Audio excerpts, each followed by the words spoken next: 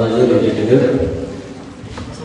hurmatlı stüdentler ve öğrenciler, alısırak sayılan binatlarında sanat eğitimi geçişlerse gerek, ağzı bitkilerse el kaldırmalarında bir çocuk var da bizde saat eğitimi sizdeki canlı geçişlerse geçişlerse bizde özgürlük muhalefetleri Kuşlara çıkan malumatın gelişimine sağladı. Tek seksizlik olur. Yönetime ünlü sekimden sekim diye. Kanca cıdıkta olsa uzun çocuklardan sekim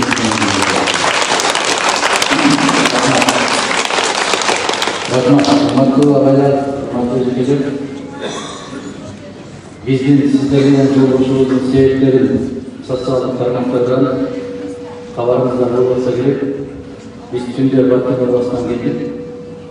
Bizim bütün Kırgızistan fraksiyasının altına koyduğu maksatları, şaibeli doğru sizlerle vergen duvardaları, Allah'ın karşı, hazırki memleketin tüm partilerinde tutulan orçunduğu meseleler, Allah'ın biri katarında muhalefetlerin caklayı, Allah'ın sosyal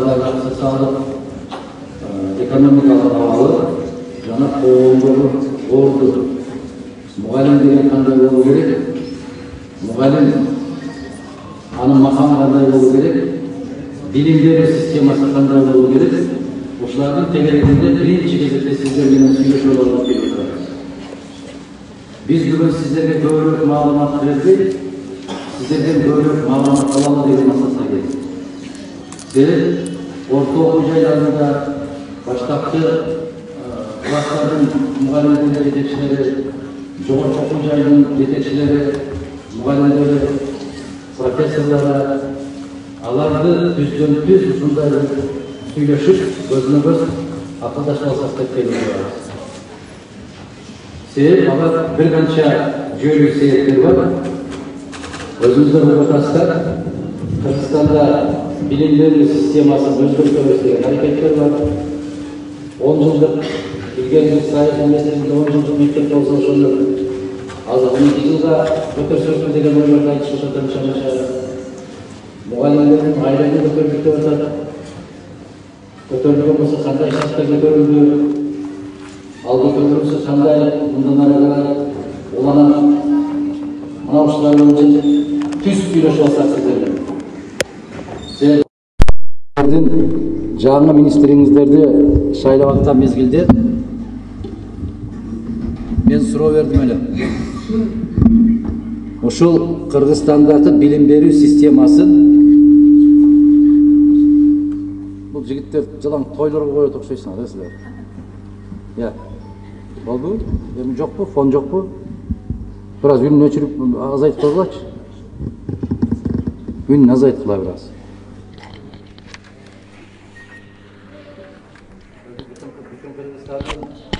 Söylediğin sözün açan için mikrofon götüren koy.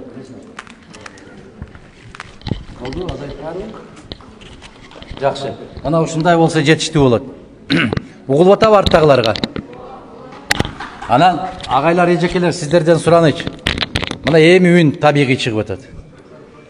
Агайлар, эжекелер сиздерден суранычы. Жанагы мектепке даярданбай келген балдардай, кыздардай болбой жакын келсеңиздер, мен эч нерсе суроо бербейм силерге. Gelingizler, жақынырақ келиңсеңиздер, мында экзамен эмес, бул баарлашуу. Өз адатта сабакка даяр эмес, балдар ошондой артка бекинип алчу эле кыздар. Келиңиздер.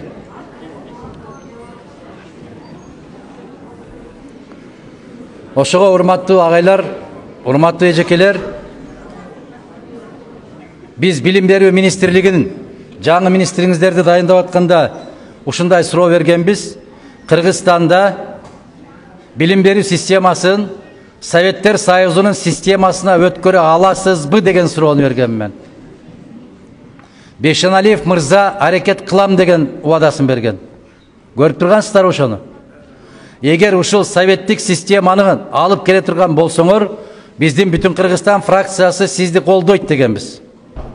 Экинчи суроону койгонбуз. Жогорку окуу жайларда баллон системасынан баш тартасыңбы деген суроону койгонбуз. Ошого дагы аракет кылып көрөбүз деген. Бешеналиев мырза. Анда биз колдоого алабыз деп, жогорку кеңештин бардык фракциялары бир добуштан колдоого ээ болгон ушул жигит. Эмне үчүн ушул суроолорду бердик биз? Кыргызстандагы билим берүүнүн даражасы, деңгээли кандай болуп калды? Биз өткөндө бүтүн Кыргызстан фракциясы ошол демократиялык институттун жардамы менен бир төгөрөк стол өткөрүп, ошол төгөрөк столдо чет жактарда адис болуп иштеп келген азаматтардын баяндамасын укканбыз. Кыргызстан 160 өлкөнүн ичинде билим берүү деңгээли боюнча 165 орунда экен. Бизден ачуу сөздөр чыгат азыр. Сиздер анча-мынча моюнуңузга алып коюшсуздар. Урматтуу жогорку окуу жайдын мугалимдери, бул ачуу чындык. 160-тын ичинен дагы 5 тепкичке төмөн экенбиз. Кыргызстан жогорку окуу жайларынын бирөө да мыкты делген 200 университеттин катарына кирбейт экен. Кыргызстандагы билим берүүнүн даражасы, деңгээли аябагандай төмөн экен. Биз муну билебиз. Бирок муну мен кыргыз катары айтсам ишенбейсиздер да сиздер. Эми ошол эл аралык илим изилдөө институттарынын иликтегенден кийинки берген баасы көбүрөөк таасир калтырат да. Мен анча-мынча учурда ушул сөздү колдонуп коем, сабатсыздар деп койсом тергишип кетип баратпайбы? Сабатсыздыктын сазына баткан кезибиз, туугандар. Мына орто окуу жайларда сабак берип аткан агайларым, эжекелерим дагы эптеп эле берип атасыздар, ачык эле айтышыбыз керек. Эгер биз ушуну бүгүн айтпасак, келечекке чыккынчылык кылган болобуз. Биз ушуну жаап жашырган болсок, демек биз өлкөнүн келечеги үчүн күрөшпөгөн болобуз. Биздин балдардын билим деңгээли өтө төмөн. Ал эмес, өкмөттүн мүчөлөрү болуп иштеп аткан министрлердин деңгээли дагы ассалому алейкум дегенден башка сөзгө жарабагандар бар. Депутаттардын билим деңгээли дагы аябай төмөн. Арыз жазыш дагы өтө кыйын болуп калды. Атасынын атын жазыш дагы кыйынчылыкка туруп калды. Жазып берген текстти дагы окуш кыйын болуп калды. Өзү текст жазыш эмес, ооз эки сүйлөш эмес, жазылып калган текстти айрыкча орус тилинде кайсыл жерге кайсыл тамгага басым жасалат, аны билбей калдык. Мына ушундай деңгээлге келип калдык, туугандар. Биз бүгүн жаман көрүнүшүбүз мүмкүн. Бирок келечек үчүн күрөшүп жүргөн инсандарбыз, келечегибизди ойлогон инсандарбыз. Биз ачуу таттуу, мына азыр бир аз чай ичип отурганда мен фракциянын мүчөлөрүнө азыр сиздерге тааныштырам. Ушуларга айттым, депутаттар өтө жаман буздуңар элди. Министрлер өтө жаман буздуңар элди. Тадаган кетейин, айланып кетейин деп барып башынан сылап алдап атасыңар. Келечегин бууп коюп атасыңар. Бүгүн жакшы сөз сүйлөп, жалган сүйлөп, саясий кайсы бир жеңишке жетишиңер мүмкүн. Бирок келечекти балта менен чапкылап атасыңар деп айтып атам. Келиңиздер, мугалимдер. Коомдун күзгүсү сиздер. Бүгүн ушундай ийри өтүрүп, түз кеңешели. Болгон маселени болгондой айталы. Биз кандай курамда келип отурабыз? Четинен баштай берели. Өзү да ушундай отурулуптур. Казынадан башталыптыр да. Казына деген маселе бул чоң маселе. Кыргыз мына ушул агай менен эжекелер кечигип келгендер, класска кечигип келген балдарды эмнеде урушат экен ушулар? Я. Урушса керек, сабакка кечигип келгенде. Киргизбей коебу? Биз да ошондой кылалыбы?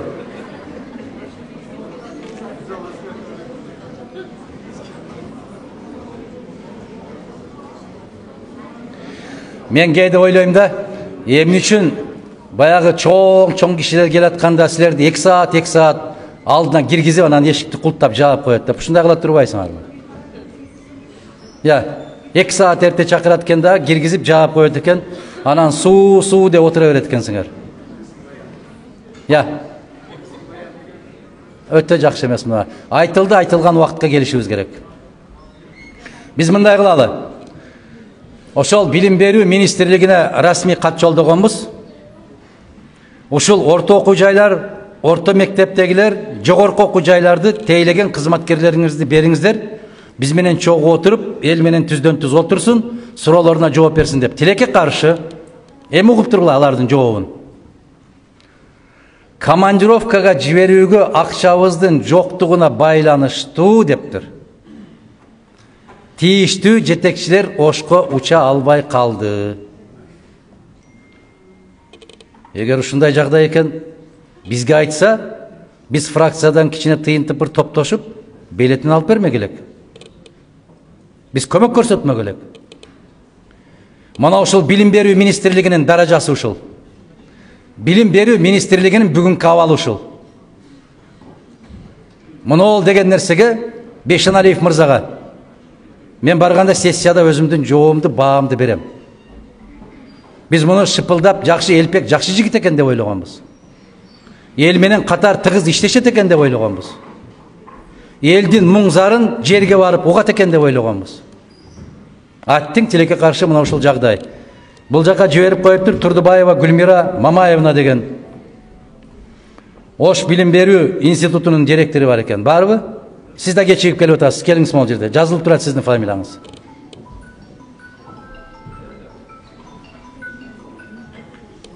Мына ушул киши бардык суроолорго жооп берет деп айтыптыр. Гүлмира Мамаевна, келгенден кийин кош келиңиздер деп могул жерде тосуп алышыңыз керек, сиз тескерисинче. Мына Кыргызстандагы жалпы жагдайдын, тартиптин деңгээли ушул.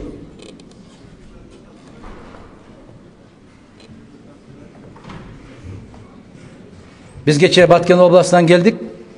Ал жерде ушул чегара маселесин карадык. Андан сырткары социалдык бүгүнкү күндөгү ошол областтын экономикалык жагдайын карадык. Эртең дагы көчмө жыйын бар экен, ал жерде агрардык маселени каралат экен. Биз төмөнкүдөй курамда келдик. Бул жерде Эмил Токтошов деген жигит ошол жогорку кеңеште мамлекеттик каржы боюнча комитеттин мүчөсү. Бүтүн Кыргызстан фракциясынан. Андан кийинки жигитибиз Алишер Эрбаев деген жигитибиз бул агрардык маселелер боюнча комитеттин мүчөсү, коопсуздук кызматынын полковниги. Ошол суу чарба, агрардык маселе, жер, жайыт, жайлоо, бүтүндөй дыйканчылыкка тиешеси бар маселе. Анча-мынча чыгып комитеттеги сүйлөгөн сөздөрүн көрүп атсаңыздар керек. Андан кийинки биздин кызыбыз Гүл Акматкулуна Кожокулова деген кызыбыз прокуратура кызматынын кызматкери, башкы прокуратурада жумуш иштеген прокуратура кызматынын полковниги. Бул киши ошол коопсуздук сот реформа комитетинин мүчөсү. Андан ар жактагы кызыбыз Айгүл Айдарова деген кызыбыз бул социалдык комитеттин мүчөсү. Ар жактагы эжекеңерди тааныштырып коеюн. Гүлмира Мамаевна Турдубаева деген эжеке экен, билим берүү институтунун директору экен. Ошол биз мындай кылсак туугандар, жыйыныбызды аз, саз, пайдалуу, керемет кылып өткөрсөк, биздин жыйыныбыздан жыйынтык чыга турган кылып жыйын өткөрсөк, жарайбы? Көп сөздүн кажети жок. Анда алгачкы сөздү жалпы ушул жанагы коюлган маселелерге учкай маалыматты ошол областтык билим берүү институтунун директоруна берели. Андан кийин биз өзүбүздүн көз карашты айтабыз. Ага чейин сиздердин колуңуздарда кагаз таратылып берилди. Кимиңиздерде кандай суроолор пайда болгон болсо бересиздер. Бир да суроо жоопсуз калбайт, баарына жооп беребиз. Ушундай өткөрөлүбү? Жакшы. Дагы бир жолу кош келдиңиздер. Анда сөз Гүлмира Мамаевнага беребиз. Келиңиз.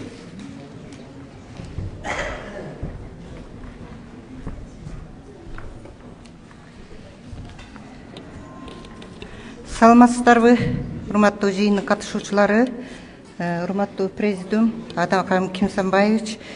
Чындыгында билим берүү тармагына маани берип, ушул жолугушууну уюштуруп, билим берүүнүн көйгөйлөрү менен жеринде таанышып келгем деп ушул өзүңүз баягы тиешелүү адамдар менен убактыңызды бөлүп келгениңиз үчүн Ош облусундагы билим берүү тармагынын кызматкерлеринин атынан терең ыраазычылык билдирем. Биздин Ош облусунда бүгүнкү күндө 551 мектепте 255.636 окуучуну 18 миңден ашык мугалим билим тарбия берип жатат. Алардын ичинен мектептерде 8 лицейлер бар, 15 гимназия, ошондой эле 1 гимназия классы бар, мектептер, комплекстер, инновациялык мектептер, үй бүлөлүк балдар үйлөрү, менчик мектептер бар. Жалпы республика боюнча 30 инновациялык мектептин ичине биздин облустан 7 инновациялык мектеп киргизилген. Алар аймактар боюнча атап өтсөм, Алай районунан Адышев, Аравандан Шарипов, Карасу районунан Сыдыгалайчы, Каракулжадан Осмонов, Ноокаттан Көкжар, Өзгөн районунан Асыранов, ал эми Чоңалайдан Сайыт атындагы орто мектеби. Бул инновациялык мектептер атайын Азия өнүктүрүү банкы тарабынан материалдык техникалык базалары чыңдалып, бүт окуу тарбия процессин жүргүзүүгө бардык шарттар түзүлгөн. Ошондой эле мындан тышкары жалпы облусубузда чыгармачыл балдар менен иштеген 8 балдардын чыгармачылык борбору бар. Алар ар кандай келечек мундардын чыгармачылыгын өнүктүрүү боюнча ар түрдүү ийримдер менен иш алып барышат. Мектепке чейинки билим берүү мекемелери облусубузда 458 саны. Бул биздин облустагы мектепке чейинки жаштагы балдарды камтууну 32%га 32%ын гана түзөт. Эгерде аймактар боюнча атап кетсем, Алай районунда 25,9%, Араван районунда 25,2%, Карасу районунда 14%, Каракулжа районунда 28%, Ноокат районунда 24%, Өзгөн районунда 13,4%, Чоңалай районунда 63,2%, Өзгөн шаарында 17,6%. Жалпы облус боюнча 31,5%, баш айтканда 32%га жакын. Бүгүнкү күндө 18 миңден ашык мугалимдер бар. Баарыбызга белгилүү болгондой, бүгүнкү күндө мугалимдердин эмгек акысы жогорулап, 1 апрелден тартып жогорулатылган тартипте эмгек акыларды алышты. Бул эмгек акылар боюнча ар бир аймактарда түшүндүрүү иштери кылдат жүргүзүлүп, ар бир мектепте эмгек акыларын эсептөө боюнча атайын тарифтерди ийилип, бардык мугалимдер өздөрүнүн эмгек акыларын боюнча түшүнүктөрдү алып бүгүнкү күндө бардыгы билишет. Ошондой эле биздин облус боюнча китеп менен камсыздоо 74%ды түзөт. Бул китеп менен камсыздоодо айрыкча башталгыч класстарда 10 жылдан берки китептер менен окуп жатабыз. Финанс каражаттарына байланыштуу жаңыланыш керек. Ошондой эле окутуу орус тилиндеги мектептерде китеп проблемасы көйгөй жаратууда. Андан кийин жетишпеген адистер боюнча дагы Ош облусунда бир аз көйгөйлөр бар. Ал окутуу орус тилиндеги мектептерде ошондой эле баарыбызга белгилүү болгондой, акыркы мезгилдерде так илимдер боюнча адистердин жетишсиздиги. Ушул так илимдер боюнча адистердин жетишсиздигин эске алып, айлык маянаны жогорулатууда атайын ушул физика, математика, биология, химия предметтерине 20% дагы кошумча эмгек акы каралгандыгы барыңыздарга белгилүү. Биздин сапаттык көрсөткүчтү аныктаган республикалык жыл сайын олимпиадалар өтөт. Ошондой эле жалпы республикалык тестке катышабыз биз дагы. Алтын тамга артыкчылык аттестаты, андан кийин аттестатын алуу, алтын сертификат алуу боюнча биз республикалык олимпиадаларда пандемияга байланыштуу облустун жеңүүчүлөрү гана республиканын жеңүүчүсү деп таанылган кезде акыркы 2 жылда 34 окуучу республикалык байгелүү орунга ээ болуп жүргөн. А быйылкы жылы республикага катышып биз 38 окуучудан 3 байгелүү орунга ээ болдук. Командалык эсепте 5-чи орунду камсыздадык. Алтын тамга артыкчылык аттестаты боюнча дагы буга чейин бизде жетишкендиктер канаттандырарлык эмес эле жыл сайын өсүүдө.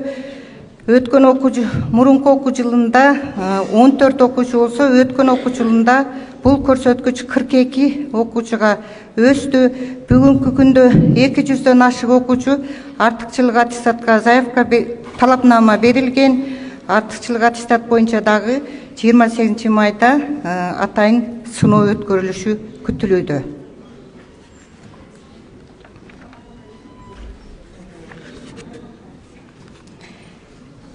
Бизде билим берүү тармагында дагы негизги көйгөйлөрдүн бири учурда баарыбызга белгилүү болгондой финансы каражатынын жетишсиздигинен авариялык абалдагы мектептер, курулушу башталып бүтпөй турган билим берүү мекемелеринин имараттары ушул көйгөйлөр турат. Ошондой эле мектептерди жаңы компьютерлер менен камсыздоо, жаңы эмеректер менен камсыздоо маселеси, билим берүү жөнүндөгү мыйзамдын 38-чи беренесиндеги жаңыдан жаш келген адистерге шарт түзүү маселеси, коммуналдык төлөөлөр, жер, квартира ажыратып берүү, ошондой эле 10 эселенген эмгек акы төлөө маселелери бүгүнкү күндө чечилбей келүүдө. Жана белгилеп кеткендей, орус тилинде окутуу орус тилинде жүргүзүлгөн мектептерде адистер жана китептер менен камсыздоо дагы көйгөй жаратууда. Баарыңыздарга белгилүү болгондой, акыркы мезгилдерде коом өнүгүп, окуучулардын кылмыштуулугу да көбөйүүдө. Бул маселеде ата-энелердин жоопкерчилигин дагы күчөтүү керек. Ошон үчүн мыйзамга мектеп окуучуларды окутуп тарбиялоодо ата-эненин жоопкерчилигин күчөтүү жагын кароо дагы бизде билим берүү тармагында көйгөй болуп келүүдө. Бүгүнкү күндө Атакан Кимсанбаев сиздин демилгеңиз менен ысык тамак окуучуларга киргизилген. Ал дагы биздин облуста жакшы жолго коюлган.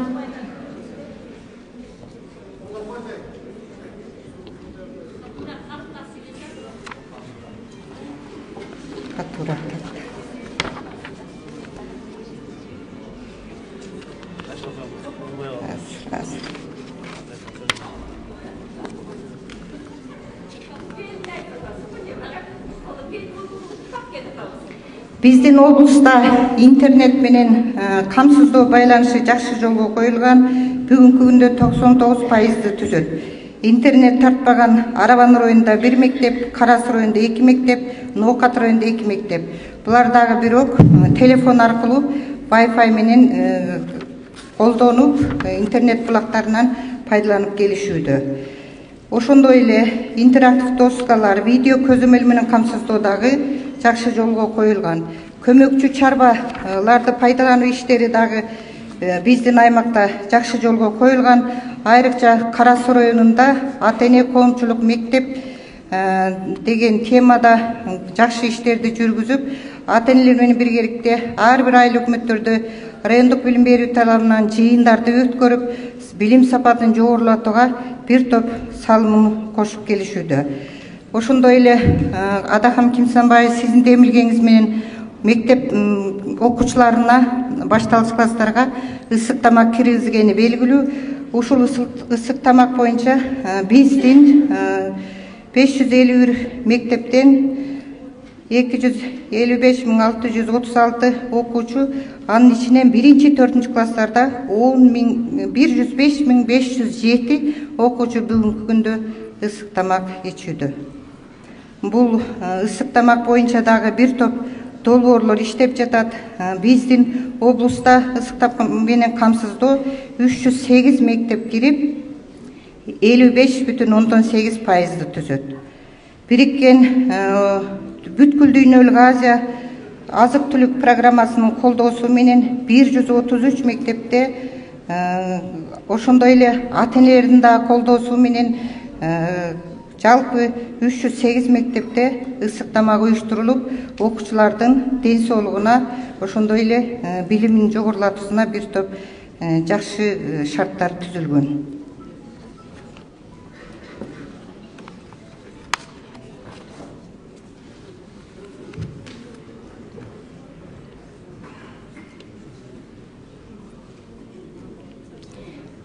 Негизинен бүгүнкү күндө облустагы маалыматтар ушундай. Суроолор болсо жооп берейин.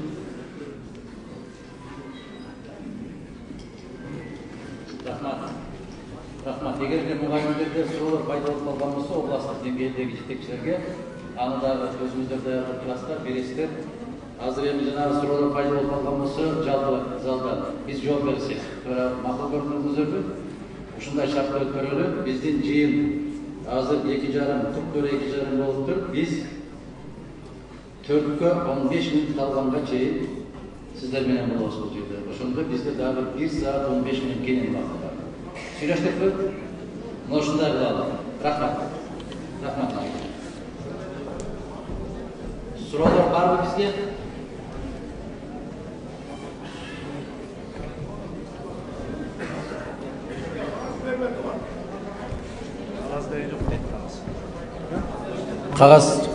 Кагаздарды ким кол көтөрсө баарына берип атат. Кол көтөрүп койгула, сиздерге кагазды берет, бере бересиз, жаза бересиздер. Келгенине жараша кете бердик анда. Анда тынчтандык, мугалимдер тынчтандык. Дөбүтов Келдибек деген мырза сурап атат, Кара Суудан. Папан айылынан дейт. Билим берүү абсолюттук акысыз кылса болобу дейт. Билим берүүнүн себеби колунда жок адамдардын зээндүү балдары жогорку окуу жайларына окуй албай жатышат акчанын азабынан дейт. Өтө маанилүү суроону берип турсуз, Келдибек мырза. Биздин алдыбызга койгон максатыбыз дагы ушул. Орто билим берүү акысыз болуу керек деп Конституцияда жазылган. Башталгыч билимди мамлекет бекер берүүгө милдеттүү. Бирок биз ошол укугубузду көпчүлүк учурда пайдаланбай келатабыз. Талап кылышыбыз керек ошону. Экинчиден, биздин жеке программабызды сурасаңыздар, анда мен 15 жылдан бери сиздерге айтып келатам. 7 жогорку окуу жайны мамлекеттик макамында калтырышыбыз керек, дагы бүтүндөй мамлекеттик болушу керек. Көрпө төшөк, шейшеби, жатаканасы, стипендиясы мамлекеттики болуш керек. Бизде азыр 70тен ашык жогорку окуу жай бар Кыргызстанда. Бирок ошолорду бүткөн азамат жигиттердин, кыздардын кокустан экзамен алып калсаң 0 дебесек дагы 2 да. 2. Ошон үчүн биздин балдар менен кыздар атаандаш боло албай атат кошуна өлкөлөргө. Анча-мынча чыгып атат. Анча-мынчасы чыгып, чет өлкөгө чыгып барып иштеп келип аткан болсо, жөн эле атабыз ажыдан келгендей болуп аны 6 ай кыйкырып атабыз. Биздин балдардын билим деңгээли ал эми 100 миңден 2, 100 миңден 3. Жалпы улуттук биздин сапатыбыз өтө жаман катуу төмөндөп баратат. Муну биз мойнубузга алышыбыз керек. Биздин программабызда ушундай. Орто окуу жайдагы, жогорку окуу жайдагы 100% мамлекеттин эсебинен болушу керек, зарыл. Ушуга жетише алабызбы деген суроону коесуздар. 100% ишенимдүү түрдө айта алам, жетише алабыз. Кантип деп суроо бересиздер. Кантип экенин сиздерге түшүндүрүш үчүн көп убакыт кетет. Биздин бир да сөзүбүз аткарылбай калган эмес. Кандай убада берсек, ошону убагында так аткарып келатабыз, андан күмөнүңүздөр жок. Биздин көзүбүз да жетет, тажрыйбабыз да жетет. Эгерде бизге эле билим берүү тармагын берип койсо, биз 1 жылда эксперименталдык кылып көрсөтүп коймокпуз. Жаңы велосипед издеп таппайбыз, советтик системага өткөрмөкпүз дагы, билим деңгээлин ошону менен көтөрмөкпүз. Азыр нравалык жагын карашыбыз керек. Ички тарбиялык жагын карашыбыз керек. Могул жерде Союздун мезгилиндеги пединститутту бүтүргөн мугалимдер, иштеген мугалимдер турат, анан жаштар турат. Экөөнүн айырмасы асман менен жерде айырмасы бар. Биз кезинде мугалимдерди көргөндө тээп бараткан велосипедиңди да токтотуп түшүп, саламатсыз багай, саламатсыз бейжекей деп, андан бир 5-10 кадам өтүп кетип, анан велосипедди минип кетчүбүз. момундай тарбия болчу. Мугалим келатканда баласы сен эмес, сенин ата-энең да титиреп турчу. Мугалим деген макамнан. Мугалим деген совхоздун директорунан да күчтүүрөөк эле ал кезде. Бүгүн айылдагы эң күчтүү ким? Ошол жердеги базардын кожоюну. Базарком күчтүү. Мектептин директору бакыш ошого жалдырап барат. Мына ушундай болуп калды мектептин мугалимдердин макамы. Ага өзүбүздүн да күнөөбүз бар. Өзүбүз да күнөөлүүбүз. Себеп мына ушул системаны ушул күнгө жеткиришке 100% мугалимдер сиздер салым кошуп келдиңиздер. Шайлоодо бүтүндөй сиздерди иштетип атты.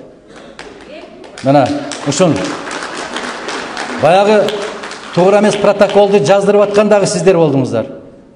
Ата-энесин кыйнап ушундай кылып аткандар да сиздер болуп аттыңыздар. Мугалимдер садагаларым менин.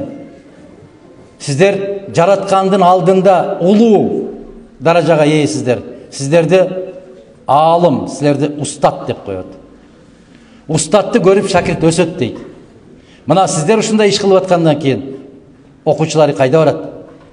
Азыр 10-11 класстын агайлары анча-мынча танаписке чыкканда 11 класстын балдарынан тамеки алып чегип атат. Тамеки сурап чегип атат. Балдардан, мугалим балдар, окуучудан алып чегип атат. Караңыздар, урматтуу мугалимдер. Биз аскерге барып келгенден кийин дагы 2-3 балалуу болгондон кийин дагы бүгүнкү күндө 60ка, 70ке чыгып калсаң дагы, 50-40ка чыксаң дагы мугалимдин алдында тамеки тиштеп тура албайсың. Бизди ушундай тарбиялаган. Ошондуктан мына сиз айтып аткан маселе бул өтө орчундуу маселе. Урматтуу Келдибек мырза, биздин фракциянын алдына койгон максаты бар. Жакын арада билим берүү жөнүндөгү мыйзамды жана мугалимдин макамы жөнүндө мыйзамды биринчи тамгасынан баштап акыркы тамгасына чейин кайрадан жазып иштеп чыгуу маселесин коюп атабыз өзүбүзгө. Биз ошол мугалимди коомдо өзүнүн ордуна коелу деп атабыз. Эмне үчүн? Себеп мугалим жалчыбаган, мугалим жарыбаган, мугалим кадыр-баркка ээ болбогон өлкөнүн келечеги болбойт эч качан. Караңыздар, дүйнөдө кандай кубулуштар жүрүп атат. Ааламдаштыруу процесси кетип баратат. Караңыздар, РТР, ОРТ, Россия каналдарын көрүп атасыздар. 3-4 класстын балдары, кыздары англисче, немисче, французча кандай сүйлөшүп атат. Караңыздар, эртең технология жаңы, кече эле мына колуңуздардагы телефон чыгат десе, көбүңүздөр ишенген эмессиздер. Мына жерде отуруп алып, Москвадагы, Екатеринбургдагы балдар, кыздар менен сиз телефон аркылуу, телевизордон көргөндөй сүйлөшүп турасыздар десе, ишенген эмессиздер. Каяктагы жомок дегенсиздер. Бирок бүгүн сиздерге айтып коелу. Ушул ылдамдык менен кетсе, дагы 5 жылдан кийин биздин окуучу балдарыбыз, кыздарыбыз башка мамлекеттер менен атаандаш бола албай калат. Себеп аң сезими ага жетпей калат. Мына азыр мугалимдер сиздерден арыз түшүп атат бизге. Карточкага которуп коюп атат, карточканы иштетүүнү билбейбиз, бизге колубузга эле берсе жакшы болот эле айлыгыбызды дегендей. Бул арыз көп болуп атат. Себеп карточка менен иштетүүнү билбейбиз деп атасыздар. Туурабы, барбы ушундайлар? Банкка барып алышыны дагы билбейбиз дегендер бар. Бул жерде мүмкүн жоктур, сиздер бошто. Кече баткенде ушундай суроолор аябай көп болду. Пенсионерлер дагы арызданып атат. Биз барып ошол банка же РСКнын бөлүмү жок. Биз кайсы жерге барышыбыз керек? Райондук центрге барып пенсиябызды алып келишибиз кыйын болуп атат деген маселени коюп атат. Эмнеге? Себеп ошого биз азыр заманга жараша өзгөрүүгө даяр боло албай атабыз. Заман тездик менен кетип баратат. Сиздер эмес, мен дагы карточканын эмне экендигин ошо жогорку кеңешке барганда билдим. Себеп ал жерде дагы айлыкты карточкага которот экен. Анын ичинде канча акча бар, кандай операцияларды жасайт, могу жашыраак депутаттардан сурап алып билбесең, өзүң көп биле бербейсиң. Биз могу калем менен жазып үйрөнгөнбүз. Кеңешев Бек деген мырза берип атат, Нокат районунан. Азыркы учурда болуп жаткан билим берүү боюнча мектеп программасы 12 жылдык системага өзгөрөт деп жатат. Ушул боюнча сиздин жеке оюңуз кандай? Эгерде өзгөрсө, билим берүү системасына канчалык процент таасирин тийгизет? Экинчи суроо, орто жана жогорку окуу жайларда билим берүү системасы жакшы эмес. деп жатасыз. Сиздин оюңуз боюнча билим берүү системасын кандай системага өзгөртсө билим боюнча алдыңкы окуу жайлар калыбына кирет, катарына кирет дейт. Биринчиден мен жооп бердим. Биринчи сурооңузга айтайын. 12 жылга өтөт деп атат. Өтөт деп атат. Чуу көп, бирок кайдан чыгып атат, кимден чыгып атат, бүгүнкү күнгө чейин колубузда расмий кагаз жок. А эгерде ошол 12 жылга өткөрөбүз деген программа менен өкмөт биздин жогорку кеңешке кирген болсо, ошол жерде конкреттүү талкуу болот. Бирок менин позициямды айтайын сиздерге, 12 жылдык эмес, баягы эле 10 жылдыкка кайтышыбыз керек. Биз бүгүн орто окуу жайларды, орто кесиптик окуу жайларды күчөтүшүбүз керек. Айылдык техникалык училищаларды калыбына келтиришибиз керек.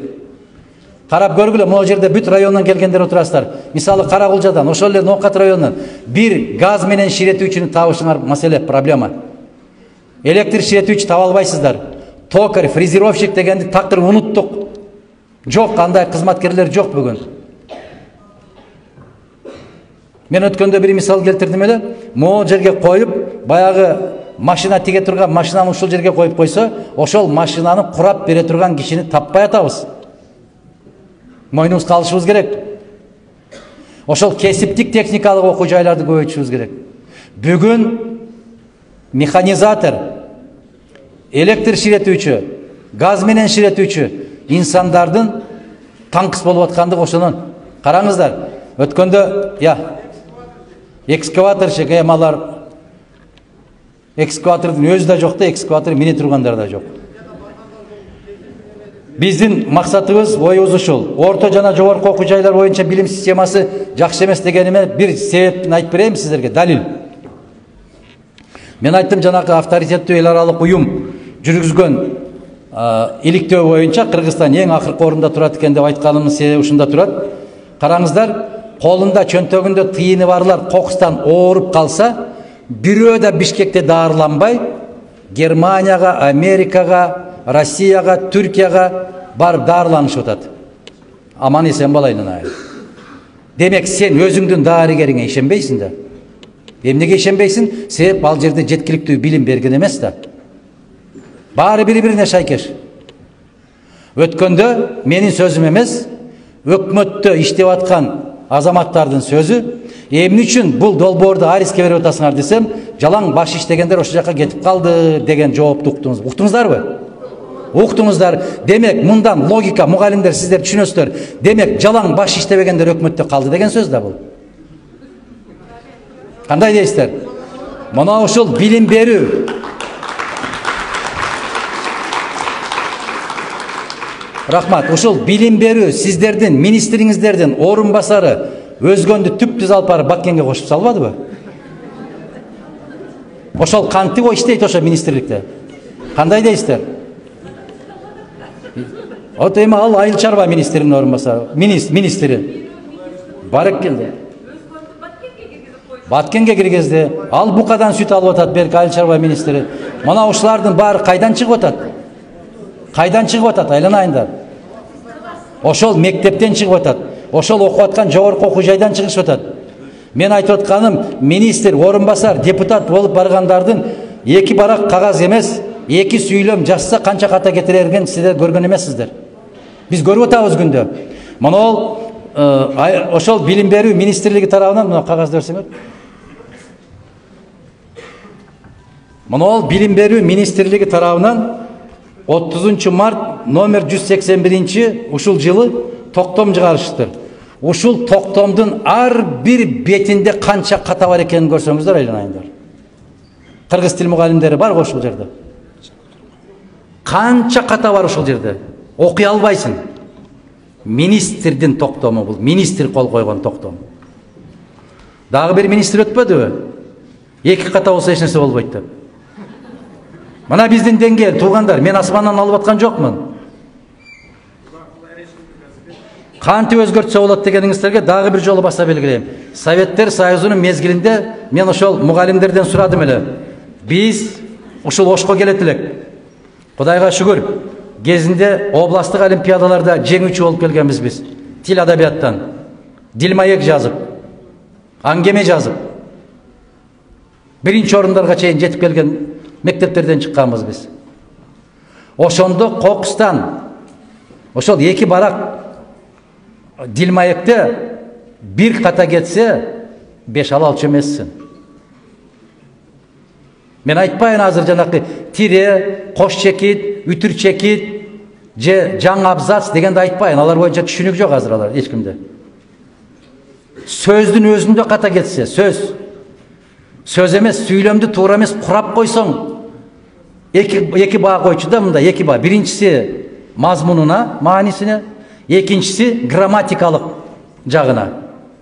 Мазмуну мыкты экен, бирок грамматикадан ката кетириптир деп мазмунуна 5, грамматикасына сызып туруп 4 деген мааны коюп коет эле биздин эжекелер. Макулсуздарбы? Мына ушундай доорду окуганбыз. Ушул доорго кайрадан баргыбыз келет. Айттым мен, велосипед ойлоп таппайбыз, ушуга барабыз. Өтөнбаев деген мырза өтөт Кадамжайдан.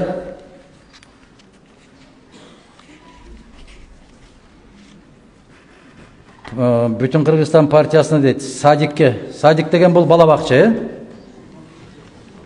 мына отурат. Көп жыл Москвада иштеп келген жигит мына. Бегмат деген азамат. Кадамжайдан келип турат айыл.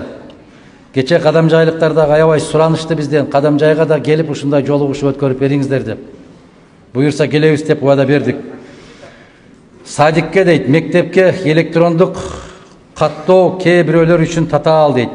Ошонун айынан фото салон, видео салон, интернетти мыкты билген инсандар үчүн кошумча акча иштөөнүн жолу болуп калды. Сунуш кандайдыр жеңил каттоо приложение иштеп, оңой каттаса карапайым эл ушуну түшүнүксүз болсо микрофондон айтып берейин дейт. Түшүндүм, Бегмат мырза. Бирок сизге эле ушул жерден эле жооп берейин да. Электрондук каттоодон өтүп койгула, Москвада жашап аткан кыргыздар шайлоого баргыла десе өтпөй койдуңар го. Туура. Мына карагыла, мойнуңарга алгыла. Барбай койдуңар го. Эгер ушул эле укукту алып берсеңиз, баарыбыз өтөбүз дедиңер эле го. Өттүңөр эми 40 000 киши өттүңөр, 45 000 киши өттүңөр, а шайлоого 4 000 киши бардыңар айланай. Мына ушундай мугалимдерди, окуучуларды электрондук каттоого менимче бул жерде билим берүү институтунун директору бар. Биз көптөгөн маселени өзүбүз кыйындатып атабыз. Ушуну ар бир мектепке барып, баягы ата-энелер менен жолугушуу дегенди өткөрөсүздөр силер. Ата-энелер менен жолугушууну өткөрүп, ошого бир мыкты билген жигитти же кызды эжекени алып барып, ушуну 2 саат окутуп койсоңуздар болот го. Түшүндүрүү иштерин жүргүзүү дегенди мен ушундай түшүнөм. Ар бир айылга барып, электрондук каттоо деген момундай болот. Момунтип каттайсыңар, балаңды, небереңди ушинтип каттап койсоң, биздин каттоодон өтөт деп түшүндүрүп коюу иштери кыйын эмес го дейм, Жасса болобу? Ушундай маселени дагы жогорку кеңешке чейин көтөрүп отуруунун кажети жок. Закирова Парида деген эжекебиз сурап атат. Кара Суу районунан. Мен арыз берүүнүн себеби төмөндөгүчө: мектептерде башталгыч класстарды ысык тамак менен камсыз кылуу жана балдар бакчаларга азык түлүк жеткирүү да тендер деген балеге кабылганына мектеп бала бакча жетекчилери нааразы экенин айтышты. Бирок өздөрүнүн ким экенин, кайсыл мектеп, кайсыл бакчадан экенин айтпоону сунушташты. Себеби белгилүү. Коркушат. Сизден суранарыбыз. Тендерсиз эле дейт. Тендер дегенди балдардын тамак ашына өздөрүнүн соодасын аралаштырбасынчы. Райондун жетекчилерине, айылдык кеңештерге кайрылышкан дейт. Мугалимдер, устаттар, аалымдар, ата-энелер бизди мынтип окуткансыздар. Башың айбалта кармап турса да, чындыктан тайба деп айткансыздар. Силер кокуп атам десеңер, балдар кайда барат? Коком дейсиңер го. Үркүп атам, бизди үркүтүп атат. Мен өткөндө эле жүргөндө айттым эле, үркүп кеткенде биз эмне малбызбы? Койбузбу? Адам да үркүчү эле. Адам чочуп кетиши мүмкүн. Бирок үркпөйт го дейм, Мындан туп-туура 106 жыл бир үрккөн экенбиз. Үркүп барып, Үрүмчүгө чейин жеткен экенбиз. Азыр каяка барабыз үркүп? Каяка кетебиз? Мугалимдер, мен сиздерден суранам. Эгер сиздер жаратканга ишенсеңиздер, жараткан айтат, жараткандын буйругусуз теректеги бир жалбырак дагы үзүлүп жерге түшпөйт дейт. Рызкыны мен берем дейт. Директор бербейт. Директор бизди коркутту деп чыгасыңар. Эжекелер, чындыкты айталы. Кайнатаңарды деле постойка смирно коюп атасыңар го. Ошо директордон коркосуңарбы? Кайненеңди титиретип коюп атасың, директордон коркосуңарбы? Шылтоо издебегилечи, садагаларым, мен суранам сиздерден. Коркпогула. Сиздерди мектептен айдап, мына институттун директору айтсын. Мугалимдер жетишпейт азыр. Сиздерди мектептен айдап берип, анын эмне аялы келип сабак берет сиздин ордуңузга.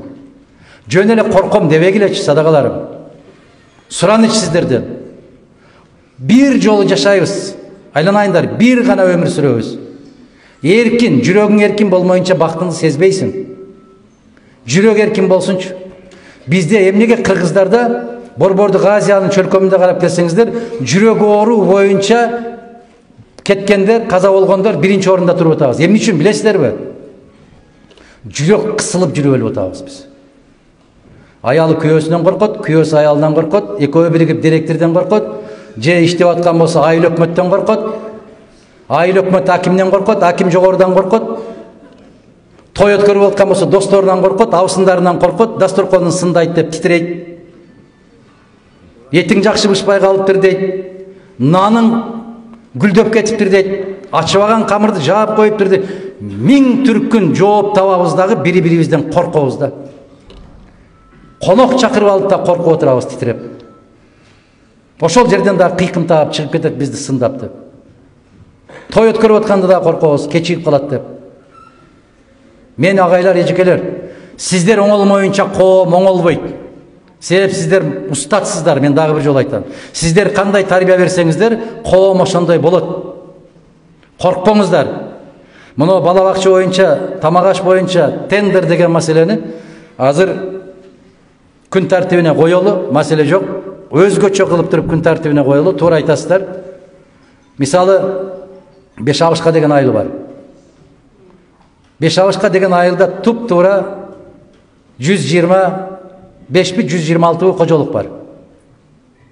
Ар бир үйдөн бирден окуучу келген болсо 100-150 бала окуйт. Ошол 150 бала Беш Абышкада туруп кимге тендер өткөрөт айлана? Бул не деген маскарачылык?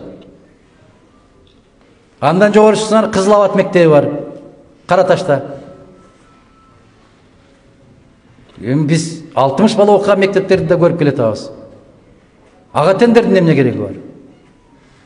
Ушуну жөнгө салабыз, убада беребиз. Равшанов Мурат Алы мырза берип атат. Төлөйкөн айылынан билим берүү тармагын реформалоо азыркы күндүн маселеси дейт. Себеби мен окуй албай атам ушу. Мектептерде жана китептер жетиштүү эмес. Ким, сизби? Айналайын жигит. Сиз мугалимсизби? Студент болсоңуз анда сабыр кылып туруп туруңуз. Көпчүлүк грамматикалык жактан каталар көп дейт. Жогорку окуу жайларда дагы заманбап техника менен камсыз кылынышы керек. Мен ушул боюнча азыр эле сүйлөдүм, Мурат Алы мырза. Кайдыгер болбогонуңузга рахмат. Биз реформа деген сөздү жаштар унуткула. Мен силерге сунуш кылам. Реформа деген сөздү унуткула. Азыр 80-90 чыкканыңды эле барсаң реформа дейт. Силер дагы реформа дейсиңер. Реформа деген сөздүн мааниси бул кыйратуу деген сөз. Жоготуу, формасын жоготуу. Biz teskerisince süйлөгүлө, Muratалы mırza. Teskerisince süylөгүlө. Biz kuralı, biz payda kılalı деп. Reformanın natijasında ушул күнгө келдик biz. Reformanın natijasında ушундай сабатсыз болуп атабыз. Балам. Reformanın natijasında biz mugallimlerди ушундай кылып жардылыкка алып барып койдук. Ушул реформанын баары. Эгерде мындай бир жаш өтүп калган мугалимдер болсо, сиздердин кулагыңыздарда калса керек эле. Мен Аскар Акаевич менен 14 жыл күрөшкөнмүн ушул билим берүү тармагында. Менин бир агай бар эле, жердешим, өзгөнгө технологиялык университеттин филиалын ачсам каршы чыгып атат деп мени жамандаган. Ошондо күйүп айткам мен. Ошол өзгөндөгү технологиялык университеттин филиалын бүткөнгө караганда Куршаптагы 62-чи техникалык лицейди бүткөн артык. Союздун мезгилиндеги СПТУну бүткөн жигиттер бүгүнкү академияны бүткөндөргө караганда 5 эсе сабаттуу.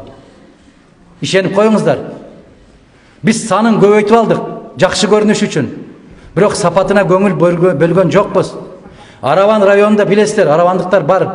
Бар ушул жерде, бар. Билесиздер, мына Төө моюнга дистанциялык институт ачып алыптыр, мына дистанциялык. Бу жерден узатат экен, кишилери алып барып алардын мээсине куят экен, көрүнбөгөн кишилер. Ал дистанциялык окуу экен, аралыктан окуу экен. Биз эмне кылабыз өзүбүздү алдап?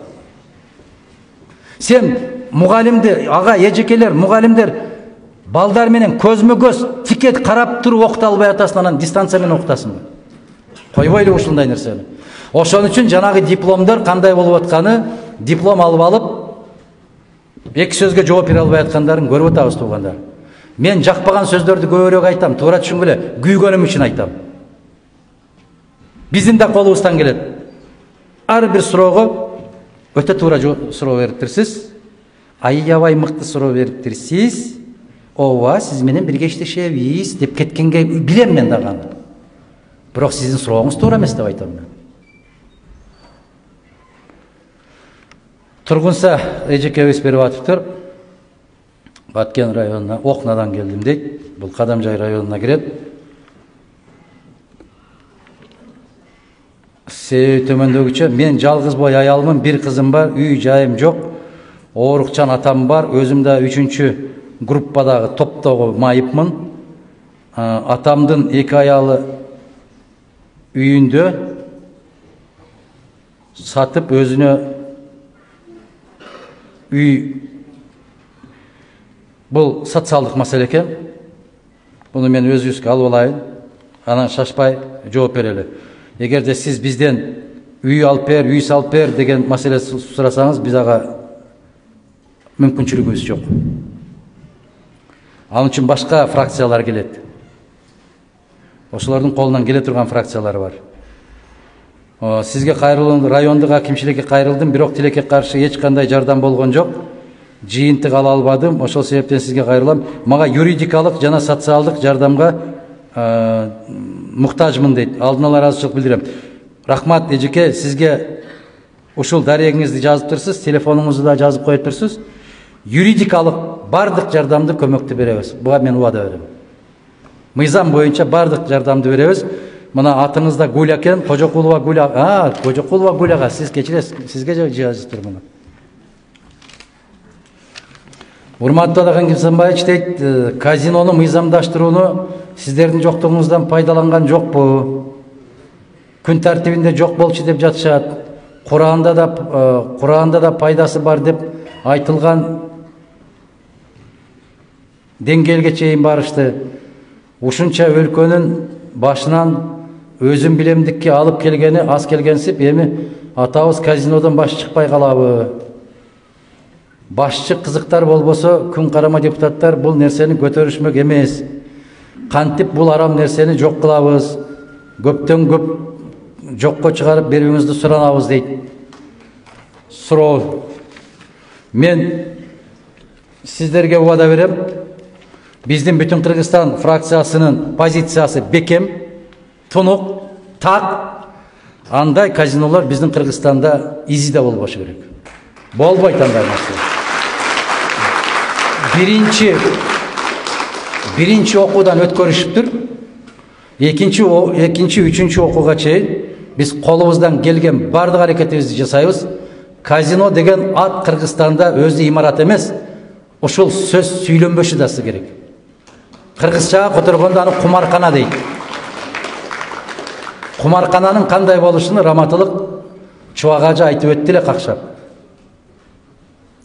Эми бир нерсеге караганда тазараак деп баягы Абдышүкүрдөн дагы жакшы эле жоопту угушту эле. Туурабы? Бул нерсе болбойт. Бул нерсени туугандар, айрыкча мугалимдер, агайлар, эжекелер, аксакалдар, ошол депутаттар чечет да деп олтурбай сиздер дагы бир көмөк беришиңиздер керек. Айыл өкмөтүнө барып арызданышыңыздар керек. Айылдык кеңештин депутаттарын тез чукул жыйынын өткөрүшүңүздөр керек. Жогорку кеңешке жерлерден ушундай кайрылуулар болуш керек. Эл каршы буга. Эл колдобойт муну. Элдин нааразычылыгы болуп атат деген билдирүүлөрдү сиздер дагы жасашыңыздар керек туугандар. Ар бир окуу жай, керек бар бир мектептин мугалимдер жамааты өзүңүздөрдүн үнүңүздөрдү кошушуңуздар керек. Караңыздар, башка өлкөлөрдө кайсы бир деңгээлде туура эмес жолдор кетип барса, аксакалдары чыгып айтып атат. Баягы окумуштуулар чыгып айтып атат. Жазуучу акындар чыгып айтып атат. Бизде андай жазуучу акын калган жок. Бизде момундай томолок темирдин кулдары калган.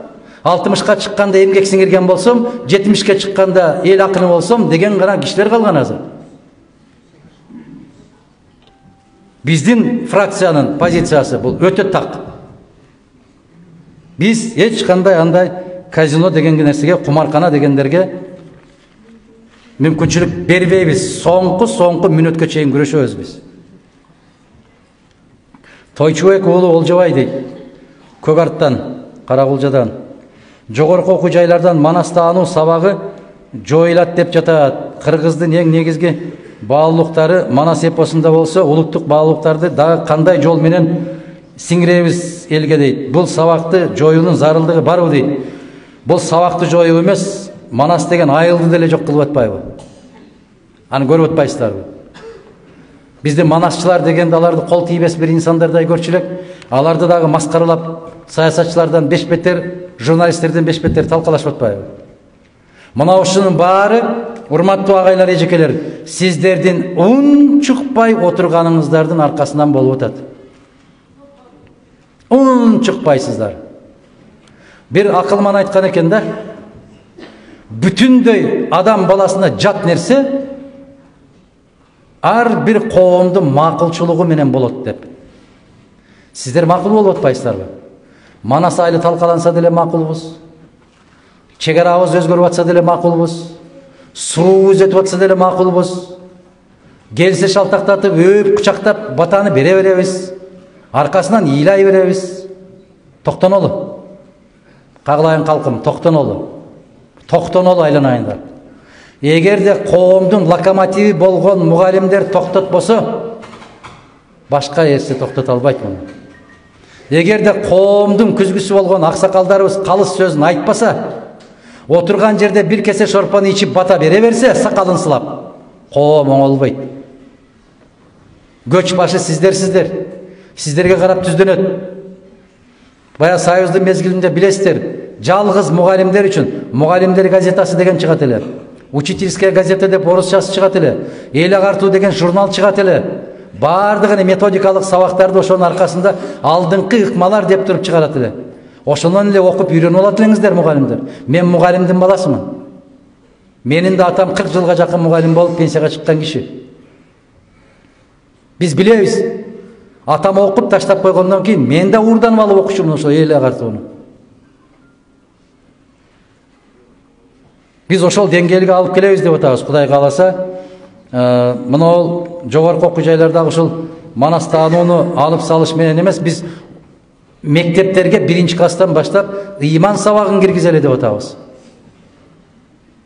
Ыйман десе эле сөзсүз эле турда жанакы Пилля бере турган курттардай болуп оронуп алыштан эмес экен.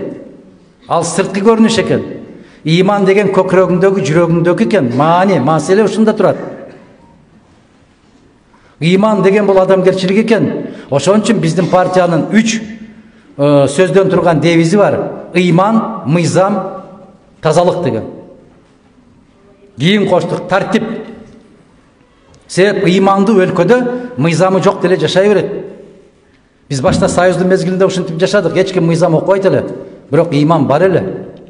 Мугалимдерден коркуу, ата-энеден коркуу, өзүңдөн жогорку класстардагы окуган балдардан, кыздардан айбыгуу, ушундай бар эле. Азыр андай жок. Ушул иман маселеси. Олжобай мырза, сиздин ушул сунушуңузду биз кененирээк кылып беребиз, Кудай кааласа. Манас таануунун ичиндеги ошол иман сабагына сөзсүз маани беришибиз керек. 8-9 класста кыздарыбызга ийне кармаганды үйрөтүшүбүз керек. Капкил кармаганды үйрөтүшүбүз керек. Чавли дегенди билет экен азыр ушул кыздар, билбесе керек. Чавли менен биздин энелерибиз боорсок бышырчу эле, каттама жасачу эле, азыр билбейт чавли дегенди. Туурабы? Балдарыбызды аскерге даярдоо деген сабагын киргизишибиз керек. Колуна курал карматып үйрөтүшүбүз керек. Калашников автоматын биз 7,5-8 секундта чаччубуз. 11 секундка чейин, бүгүнкү күнгө чейин мен эсимде калыптыр. Мына 50 жыл болуп атат. 40 жыл болуп атат. 11 секундта биз кайрадан жыйнап койчубуз. Калашников автоматын. Биз билчүбүз гранатаны кандай кылып ыргытат, кандай кылып коргонот. Ушул багыт бизге аба менен суудай керек азыр. Мамат Жакып уулу Жумабек мырза берип атат.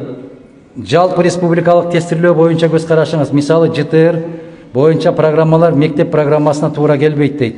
Көп эле нерсе туура келбейт. Биз ушул мүмкүн эрте менен туруп Москва кандай чечим кабыл алса ошону кайталаган элбиз го, биз өзүбүздүн акылыбыз менен иш кылбаган элбиз го. Мен ушу Москвага инсап берсе, ОРТны жоёбуз деген окумуштуулар чыгып атат. ОРТ жоюлса, биздин илимпоздор дагы ошого, сабаттуу инсандар дагы ошону дуурап калса экен ажап эмес деп атам мен. Биздин колубуздан келе турган деңгээлге жеткенде, мен биринчи заматта ошол ЖТР деген нерсени жоготобуз. Мугалим түздөн түз сабак берип аткан, экзамен берип аткан жигиттин, кыздын көзүн көрүш керек. Ал баарлаш керек. Ойлонуп эле бар табакел кылып басып койсо мүмкүн ал 35 суроосуна жооп берер. Мүмкүн туура келип калат да. Теория вероятности деген бар. Мына ушуга барышыбыз керек биз. Мүмкүн сабакты ошол мезгилде ошол жигит, ошол кыз билбей атат, бирок гений болуп чыгышы мүмкүн ошол. Адам катары. Ал жерге ыклас керек. Умтулуу керек. Билимге болгон бир ачтык керек. Ачтык сезим керек. Мына караңыздар, биздин залкар инсандардын көбү сабакты эмес, ошол жазууну билбей барышкан. Мына маркумдар үнү деген китепти ким окуду? Сиздер, вот 3 киши окуптур, 5 киши окуптур. Мына караңыздар, мугалимдер көп. Ошо маркумдар үнүндө Гапар Айтиевдин бөлүгүн окудуңуздарбы? Окудуңуздар, азамат. Мына ушул сиздерде кишилер бар, менде үмүт оту жанат. Мындай китеп бар экенин да билбейт азыр. Мына ошол Гапар Айтиевдин эскерүүсүн караңыздар, мен 2 жеринде көзүмдөн жаш чыгып кетет ушуну окуп атканда. Биринчиси Жомарт Бөкөнбаев менен Касым Тыныстановго жолуккан жери, жанагы бакта эч кандай жата турган жери жок, чөптүн үстүндө түнөп калган учуру. Эрте менен келип, мен силерге жардам берем деп, бир ыкчам бир жигит ушундай кетти, көрсө ошол Жомарт Бөкөнбаев экен деп. Мына караңыздар, кандай ынтызарлык менен. Ошол Гапар Айтиев ушул Төлөйкөн тараптан канча чакырым жөө басып келиптир, мен окууга барам деп. Ыйлап жүрүптүр. Константин Кузьмич Юдахин сабак бериптир аларга. Китеп окуунун пайдасы ушунда дагы турат. Тарбиялык мааниси өтө чоң. Туугандар. Ошон үчүн тестирлөөгө биз тестирлөөнү Бешеналиев мырза менен акылдашабыз. Баллон системасынан кайтуу деген сөздүн мааниси ошондо турат. Баягы союз системасына барабыз. Англия, урматтуу туугандар, жакында билим берүү министри жарыя кылды. Биз өтө ийгиликтүү түрдө совет билим берүү системасына өттүк деп, Англия. Биз андан баш тартып атабыз. Маткаримова Фируза деген эжекебиз суроо салып атат. Менин кайрылуумдун себеби дейт, өзбек тилинде окутуу жүргүзүлгөн мектептерде биология предметинин окуу китептери жетишсиз. Өзбек тили жана адабияты предметинин сааттары кыскарып кеткенине байланыштуу. Мугалимдерге сааттар жетишпей, ишсиз калып жатат. Же болбосо кичине саат менен иштөөсүнө туура келип жатат. Жана коррупция өнүгүп кеткенинен олимпиада жана жылдын мугалими деген ушуга окшогон конкурстардан өз билими менен орун албай жатышат. Эч жерге кайрылган эмесмин дейт. Биринчи сизге кайрылып атам дейт. Фирузайым, эң туура маселе көтөрүп атасыз. Мына окуу китептери жетишсиз деп атасыз. Биз кезинде жыл сайын 30%дан окуу китептерин жаңылайбыз деп, бирок биз кетери менен бул маселе токтоп калган. Өзбек адабияты предмети эмес, азыр кыргыз тили, кыргыз адабиятында кыскартышыптыр бул азаматтар. Тарых сабагында кыскартышыптыр, география сабагында кыскартылыптыр. Баракелде. Окутпай эле койгула деген гана сөз калыптыр, калганын баарын жасашып атат. Мына биз эжекебизден, институттун директорунан ушул суроону салгым келет. Мына караңыздар, сааттарды кескин түрдө кыскартып, сааттар жетишпей калды мугалимдерге деген. Ушул жерде турат маселе. Себеп азыр айлыкты көтөрдүк деп атат. Бирок 1-сентябрдан баштап сиздер баштагыдай 30 саат окута албайсыңар. 28 саат окута албайсыңар. Ошондо кыскарат. Кыскарганда баягы айлык акыңар баягы жерге келип токтоп калат, мүмкүн бир 2000-3000ге кошулат. Ушундайбы эжеке? Уруксат. Ошондо бир ставкаңар 18. 1,5 ставкадан ашык иштегенге укук жок, мүмкүнчүлүк жок. Азыр баягы ыйлап КТРдан, Алатоодон көз жашы кургабай ыйлап бактылуу болуп аткан эжекелер 1-сентябрдан баштап силер менен ассалому алейкум дегим келет. Учурашкым келет. Бираз өзүңөрдү басып тургула. Ыйлабай тургула. Ушул жерден ага эжекелер кол көтөргүлөчү. 30 саат окутуп аткан канча мугалим бар? 1, 2, 3, 5, 6. 25 саат окутуп аткан канча бар? 28 саат. Ошо 25тен жогору канча окутуп атат? Аз экенсиздер. 18 саат окутуп аткандар ким? Вот, мына көпчүлүк 18 саат. 18 саат окутуп аткандардын айлыгына канча көтөрүлдү? Канча кошулду? 10.000. 18 сааттыкы коопсуз, аларды сиздердики калат. 18 саат 1,5 ставкасы канча болот? 27 болобу? 27 саат жумасына окуткандардыкы ордунда калат. 27 саат окуткан. А калгандарычы? Математика менен физикага дагы кошумча 20% коштуңар. Мына ушул жерден урматтуу мугалимдер, момундай бир адилеттүү суроо туулат. Мугалим деген баары бир. Мугалим жөнүндөгү макам бир эле мыйзамда көрсөтүлгөн. Математикадан берген мугалим деп өзүнчө көрсөтүлгөн эмес мыйзамда. Физикадан берген деп өзүнчө көрсөтүлгөн эмес. Сиздер ушул токтом менен мугалимдин макамы жөнүндөгү мыйзамды одоно түрдө бузулуп атат. Мугалимдерди 2-3 сортко бөлүп койдуңар. Бул сабактан берсең айлыгың көп болот, ал сабактан. Ошол адабияттан, өзбек тилинен, тарыхтан сабак берип аткан мугалим дагы 45 мүнөт ошол класста отурат. Ошончо бала менен сабак берет. Мына ошол токтомду биз Кудай кааласа сиздер менен жолугушуп атканыбыздын бир себеби да ушундай. Ушул токтомду мыйзамга каршы келген жерлердин баарын министрликти чакырып алып ордуна коюшубуз керекпиз. Мугалим деген бир эле сөз. Бул сабакты бергендерге көбүрөөк, бул сабакты бергендерге азыраак деген нерсени биз токтотушубуз керек. Биз мугалимдерге 2005 жылы мен анда өкмөт башчысынын орун басары элем вице-премьер жаш мугалимдин депозити дегенди чыгарганбыз. Жаш мугалимди бир мүмкүн өзбек тилинен береби, кыргыз тил адабият болобу, тарых болобу, кайсы сабактан берсе алыскы жетишпей аткан райондорго жиберип, ошого депозит ачканбыз. 3 жыл ошол жерде иштеп бересиң, 1 миллион акчаны аласың деп. Мына момундай кылып кызыктырыш керек. Ошол мезгилде ал 3 жыл мүмкүн чаткалда, мүмкүн чоңалайда, мүмкүн алайкууда.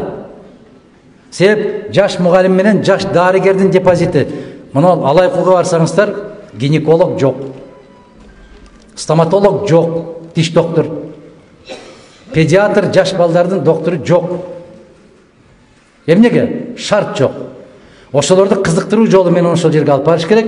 3 жыл ошол жерде иштеп келип, кенен тапкан акчасына оштон келип батир сатып ала турган деңгээлге жеткириш керек. Бизде ушундай программалар бар. Биз ошону Кудай кааласа, жетер жерге жетип калганыбыздан баштап, биз азчылыкпыз азыр парламентте. Көрүп атасыздар, көп суроолорду талкуу кылганда, добуш бергенде комитетте мен жалгыз калып атам. А ошого каршы добуш бергендерди ким шайлап берди? Сиздер. Эл. Эмне үчүн? Шорпа иштик. Топ чаптык. Улак чаптык. Келиндерибиз кафелерге барышты. Аксакалдарыбыз мурут сакалдарын майлашты. Анан кимге арызданабыз? Айткылачы садагалар. Мына ошол Ферузайым, сиздин берген сурооңузду эске алабыз. Каримбай Аскарович Маматов деген аксакал суроо берип атыптыр. Билим берүү министрлиги боюнча мисалы жогорку окуу жайларында 3-4 курстун студенттеринен билим деңгээли өтө төмөн дейт. Биринчилердики жогорубу?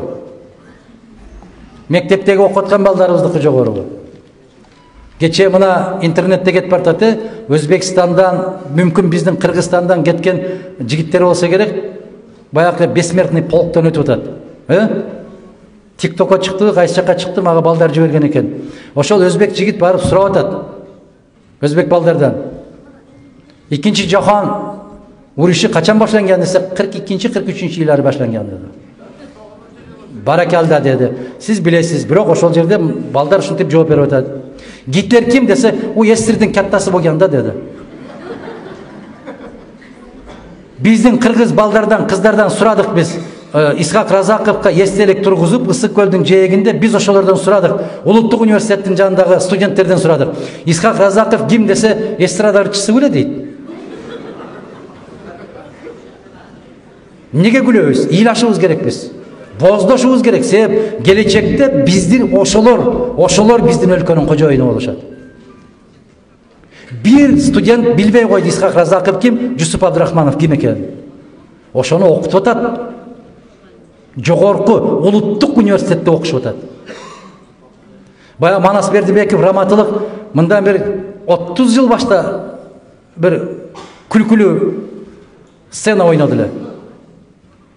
Ты где читаешь десе, вот это да деп өзүн көрсөтүп, я дегенди айта албай атат. Я университет читаю деп. Улуумун эсиңерде барбы? Мына ошол заманга азыр келиптирбиз биз азыр.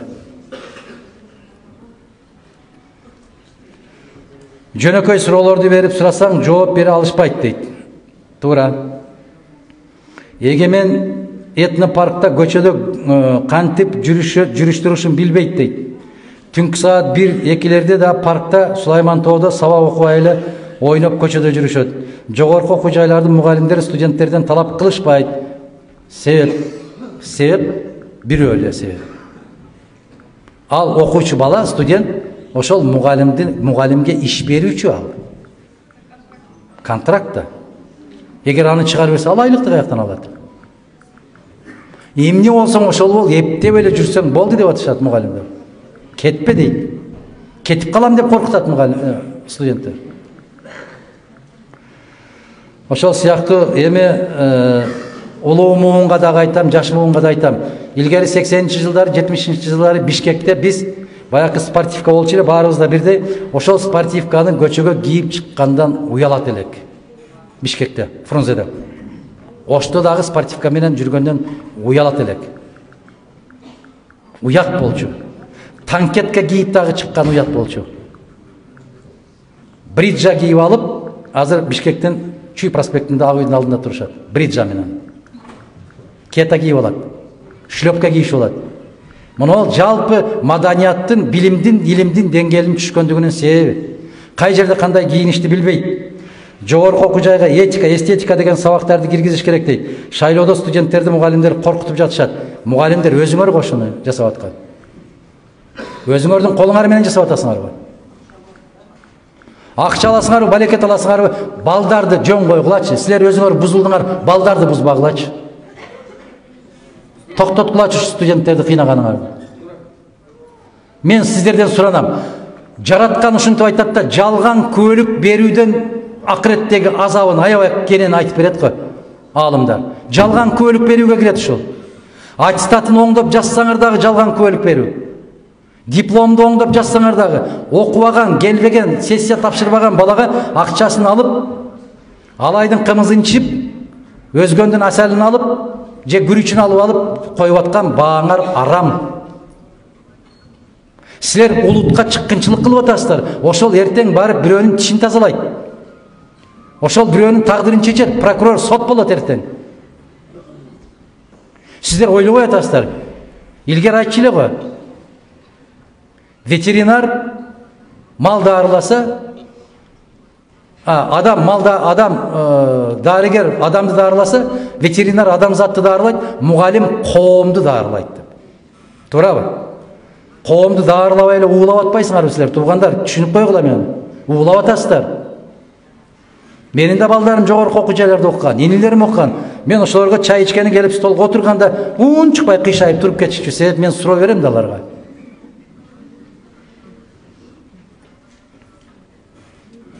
Мына Маматов Каримбай мырза, сиздин айтканыңызга толук кошулам. Садыр Жапаров менен дагы жолугушууда дежурный чалдар, кишилер келет, жана мугалимдер көбөйдү. Ушул нерсени кантип токтотуш керек дейт. Ушул жерде отурасыңар да, токтото турган адамдар. Барып айтып койсоңор токтойт да. Бирок коком дейсиңер да. Үлкөсүңөр да. Мына эжекем туура айтат, мына акча берсе эле бара беребиз дейт. Анан кимге таарынасыңар? Кызыл Дыйкан айылынан берип атат, Акжолбек уулу дейт. Дагы көп келишиңизди каалайбыз. Менин суроом, бүгүнкү 7-чи чакырылыштын депутаты эл өкүлдөрүнүн иши эмне үчүн ишинде ийгилик болбой жатат?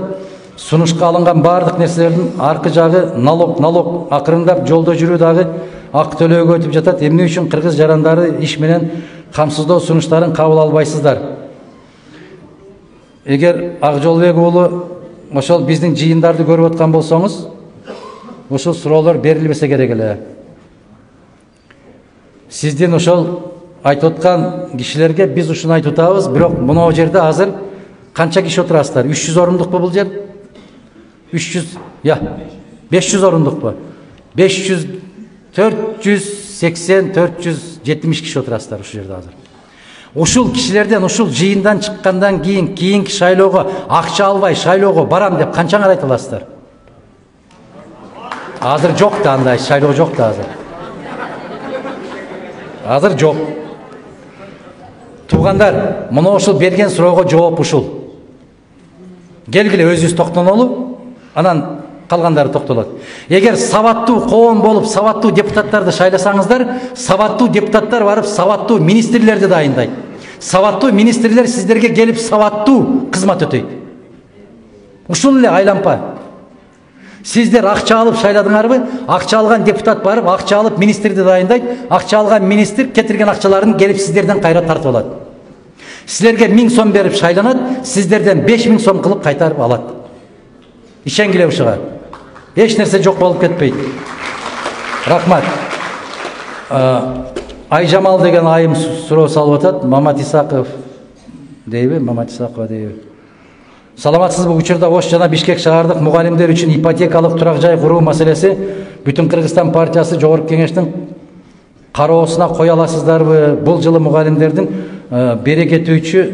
бере туруучу суроолорунун бири десем жаңылбасам керек дейт. Биз жанагы мугалимдердин макамын караган мезгилибизде социалдык коргоо деген бөлүмүндө ушул маселени биз киргизебиз. Өзүнчө маселе менен кирбейт бул. Кудай кааласа. Гүлжан деген айым суроо салып атат.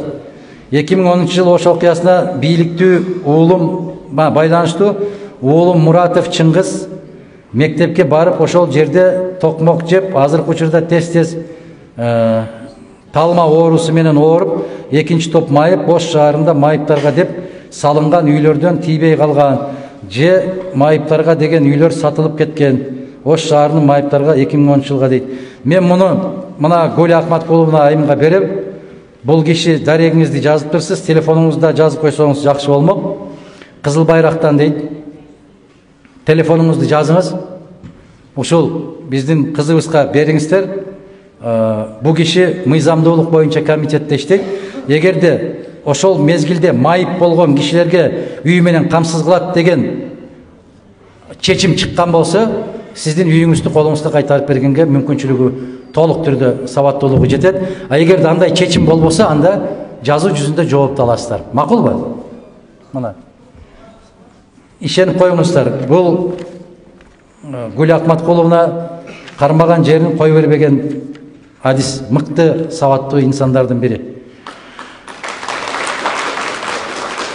Бакыт Арапбаев Аравандан, Маңгыттан суроо берип атат. Кол эмгек мугалимдери, музыка сүрөт мугалимдери жетишсиз базасын кеңейтиш керек. Эркек мугалимдерди 60% чейин көбөйтүш керек. Аны сунуш, грамота, сыйлыктар пенсияга чыкканда пайдасы тийеби дейт. Жок, грамота, сыйлыктардын пенсияга эч кандай пайдасы тийбейт. Илгери тийчүлө азаматтар келгенден бери анын баарын жокко чыгарган. Мисалы милиция, военныйларда звания берилет, айлыгы жогорулатылат. Гражданскийлерде ушундай кылса болобу дейт. Мен жана айттым, макамын караганда карап көрүшүбүз керек, Бакыт мырза. Акунбаев Таалайбек, Араван району, билим берүү, Советтер Союзундагыдай билим берүүнү киргизсеңиздер дейт. Мен айттым жана. Тайыр Матишевич Чоконов, Чоконов Абдисатар Матишевич экен, Кара Суу районунан 22 жылдын 11 март күнү Лейлектеги кольцевая май күнү постунда кызмат өтөп жаткан ар бир постко өткөн окуш өтө кыйын экен сиздин эмеңизди. Эч кимге көрүнбөй, элге жок көрүнбөгөн, жек көрүнбөгөн мамлекеттик коопсуздук менен кыйын экен. Аксакал, мен кечирим сурайм. Окуш өтө кыйын экен.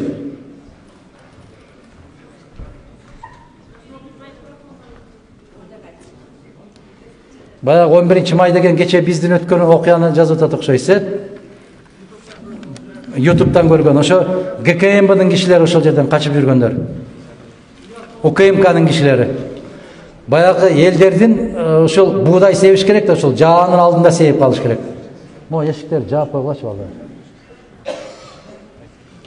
Аркадан ушундай шамал урат экен. Кооператив жөнүндө мыйзамдарды иштетсе болобу, инвестор алып келсеңиз, доля сураган адатты кантип калтырабыз. Сиз шайлоодо акча сурабай шайлоого барсаңыз, ошол доля жоголот. Ушул жолу доля жоголот. Бул коррупциянын башы баары айылда, туугандар.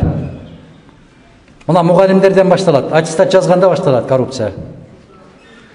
Кой, аяшым болот эле, аяшымдын бөлөсү экен, жездемдин баласы экен деп эле 5 туура бересиңер. Аттестатка толтуруп атканда. Чийболов Алимбек деген мырза Төлөйкөн Кичи районунан. Биринчи мектептердеги 10 жылдык кылыш керек, 12 жылдыкты каршыбыз дейт. Биз дагы мектептердеги 6 күндүк сабакты 5 күндүк кылып өзгөртсө дейт. Буга абада бере албайбыз. Эгер 10 жылга кыскара турган болсо, тескерисинче 6 күндүк кылышыбыз керек. Программа бүтүш керек. Ар дайым акыйкатты, чындыкты айтып жүрө бериңиз. Рейтингиңиз жогорулай берсин. Бүтүн Кыргызстан партиясы эч жерге кайрылган эмесмин дейт. Бизге чындыкты айтып жүрө бериңиз деп бата кылгыла, өзүңөр айтпай отура бергиле. Силер үчүн биз айта берели. Окуучуларды 100% окуу китеби менен камсыз кылуу кандай ойлор дейт. Мен айттым, совет системасына өтсөк ушундай болот. Советтик доордогу билим берүү системасына колдойбуз, абдан жакшы ой бар экен дейт. Биз бул системаны бир жок, оң тарабы бар экендигин талашсыз дейт. Туура. Исраилова Нуржан деген айым. Көчкөнбаев Акылбек деген мырза берип атат. Кабмин Улуттук банк перевод акча Россия жана башка өлкөлөрдөн келип түшкөн доллар менен салынса да банктар доллар жок деп сом менен берип жатышат. Айырма 2-3 сом болот, кайра доллар алыш үчүн ушундай кыйналып атат экен да. Мен муну Эмил мырзага берем. Бул суроону телефонуңуз бар экен, Көчкөнбаев Акылбек мырза. Эмил мырза жанагы айткандай бюджет комитетинде мүчө. Бул киши бюджет комитетинде башкарган адисибиз. Ушу кишиге берейин. Ушу киши суроо салсын банктардын тийиштүү кишилерине, жетекчилерине. Мага пальтон, костюм. Бул жерде кол эле коюп тураты жок. Жогорку окуу жайлардын мугалимдерин эмне себептен аттестация өткөрбөй эле диссертация $5000, $10,000 чейин сатып алып иштейт дейт. Эми ошол жогорку окуу жайда мугалиммин деп аткан киши өзү наамды $5000 сатып алып аткан болсо ал эмне болот ошол? Айткылачы. Өзүңүздөр эле жооп берсеңиздер, туугандар. Мени кыйнабасаңыздар ушул жакта. Абыт Ибраимович деген мыкты депутатыбыз бар эле. 95-жылы жогорку кеңеште. Ушу киши айтканда, мага бир жакшы тай, 2 жашы кызылдан алып келип бергиле, кандидат кылып чыгарып коём деп. Азыр академия ушундай болуп калды деп сындаган эле ушу киши. Мен ушундай окуяларды көрүп туруп, бул академиядан расмий түрдө чыгып кеттим деп арызын таштап чыгып кеткен ушу киши. Бул академия болбой калды деп. Андан бери 25 жыл өттү. Кудай берип калды азыр. Азыр барбай деле кандидаттыгын жактап коюп атат. Садикке балдарды берсең $100-200 чейин алышат. Горшок, простыня, подади. Кыргызча эмне дейт ушуну? Азамат. Азамат. Сиз мектепте 5-ке окуган экенсиз. Кудай кааласа. Ушуну эле жазса болмок. Ушундай деп эле шейшеп деп. Шейшепке чейин. Рахмат. Мектептерде азыркы мезгилде ошо пододеяльник 1000 сомдон ремонтко 500 сомдон алышат дейт. Тартип жок жерде ушундай болот. Мектептерде азыркы мезгилде деле ремонтко 450 сомдон охранага дептир 350 сомдон чогултушат. Бул жашыруун эмес. Ош областтык бардык мектептерде жылына апрель-май айына чогултушат дейт. Ушундайбы эжеке? 420 чогултулат. Я. Сиз жооп берсеңиз. Мына микрофонду берип.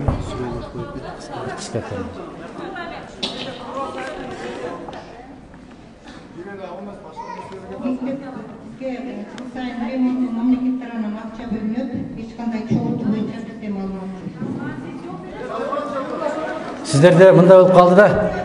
Кече Баткенде дагы чогулушта отурганда бизге факты бергиле дейт да. Бул эжекебиз дагы айтып атат, бизде маалымат жок деп. Сиз Кыргызстанда жашайсыз да, ушул жерде жашайсыз да. Сиз тойго барасызбы? Тойгулорго барасыз да. Абысын барбы? Мен ушу жетекчи болгондо кулагына бир пактаны бекем тыгып, ант ичип, кызматтан кеткиче албайм деп келишет окшойт да. Эч нерсе укпайм, эч нерсе көрбөйм. Сиз билесиз айланай. Мен ушул жерден туруп сизге күнөөкөр болгум келбейт, бирок Аллахтын алдында күнөөкөр болгум келет. Мен сизге 100% айтам, акча чогултасыңар. 100% айтам, чогултасыңар акча. Ушуну мындай кылыңыздар. Мындай кылыңыздар. Кол чабыш жеңил, күрөшүш кыйын. Ошону кайсыл мектептерден чогултуп аткан болсо, сиздер кол коюп, коркпой, үрүкпөй, бизге жибериңиздер. Жибериңиздер. Мына комиссия келсе унчукпай каласыздар. Бул оору, илгерттен чирип бараткан оору ушул. Кече мына лейлекте жабыр тарткан үйлөрдүн бүтүн баарын куруп берген үйлөргө кышында жылыта албайбыз. Жайында аба жетпейт. Аба алмашуу мүмкүн эмес деп 100 канча киши кол коюп бизге жиберген. Биз ушуну фракцияда талкууладык. Ушул боюнча дагы баралы деп барсак, бүт баары жер карайт да, жер карайт, айтпайт да. Коркот. Неден коркот, айтпачы. Менин үйүмгө аба кирбейт дегенден коркобу. Мен кышы менен 2 каптан көмүр жагып ысытып араң чыктым дегенден коркобу. Неден коркот?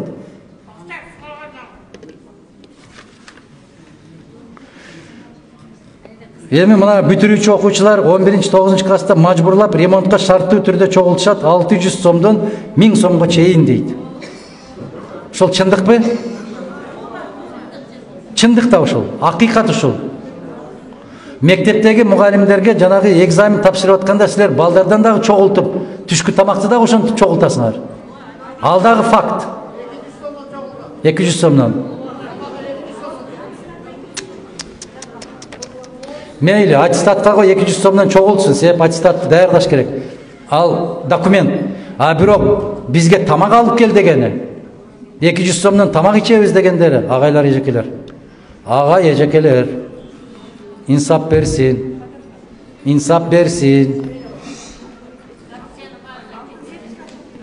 Акбура oğlu Сыймык. Тоолуу аймактарда мектеп, балабакча жетишсиздик жокко дейт. Мисалы Алыс Карабан районунун Чөгөн айылында балабакча жок. Биз булардын баарын анан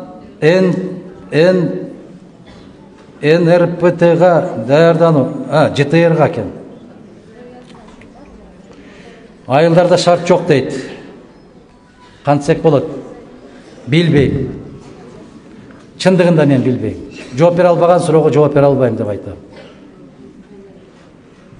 Кенжебүбү Зулпукарова дейт. Зулпукаровна Асия дейби. Гүлмира Эжеке Ош муунун МБДФАК. Бул эмне деген? Факультет МБДФАК. Медфак экен. Мугалимдерден жоюп эле салбайбы?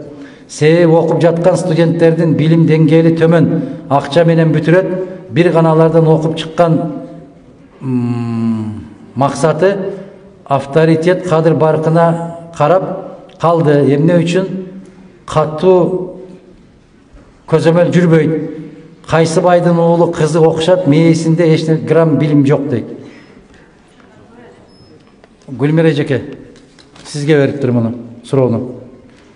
Барбы жообуңуз?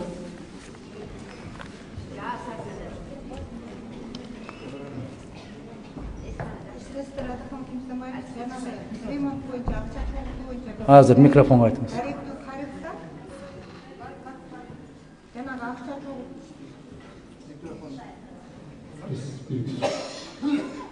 Акча чогултуу боюнча биздин облуска кайрылса, биз эскертебиз, ошону даректүү кайсы мектепте канча сомдон чогултууда.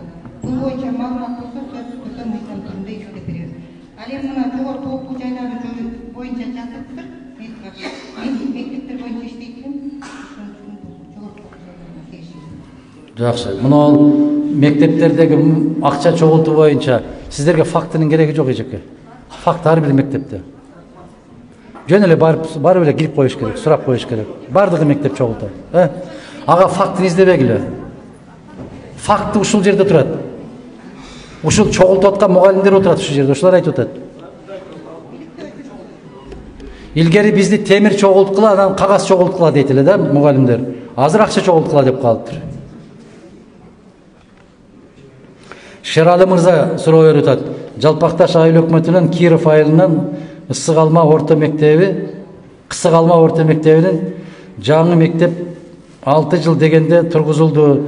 Спорт залы бүтпөй калды. Фундаменти коюлганына 7 жыл болду. Мектептин жарымы шыбалып бүтө элек дейт. Буга да жооп беришим кыйын. Эске алып коюшубуз мүмкүн. Biz бүтүрүбүз дегенден алысыраакмын. Тойчуева Гүлжан дейт. Biz барабыз, Кудай кааласа, мен ошо Кысык Алмадагы мектепке барам мен буюрса. Билим берүү системасындагы коррупцияны жоюу маселесин кандай жолго салса болот дейт. Сиздер жоёсуздар. Сиздер жоёсуздар, туугандар. Сиздер туура баа койсоңуздар, сиздер акча алып жогорку окуу жайга киргизбей койсоңуздар, жоюлат. Сиздер жоёсуздар, туугандар, аны мен жоя албайм. Сиз жоёсуз.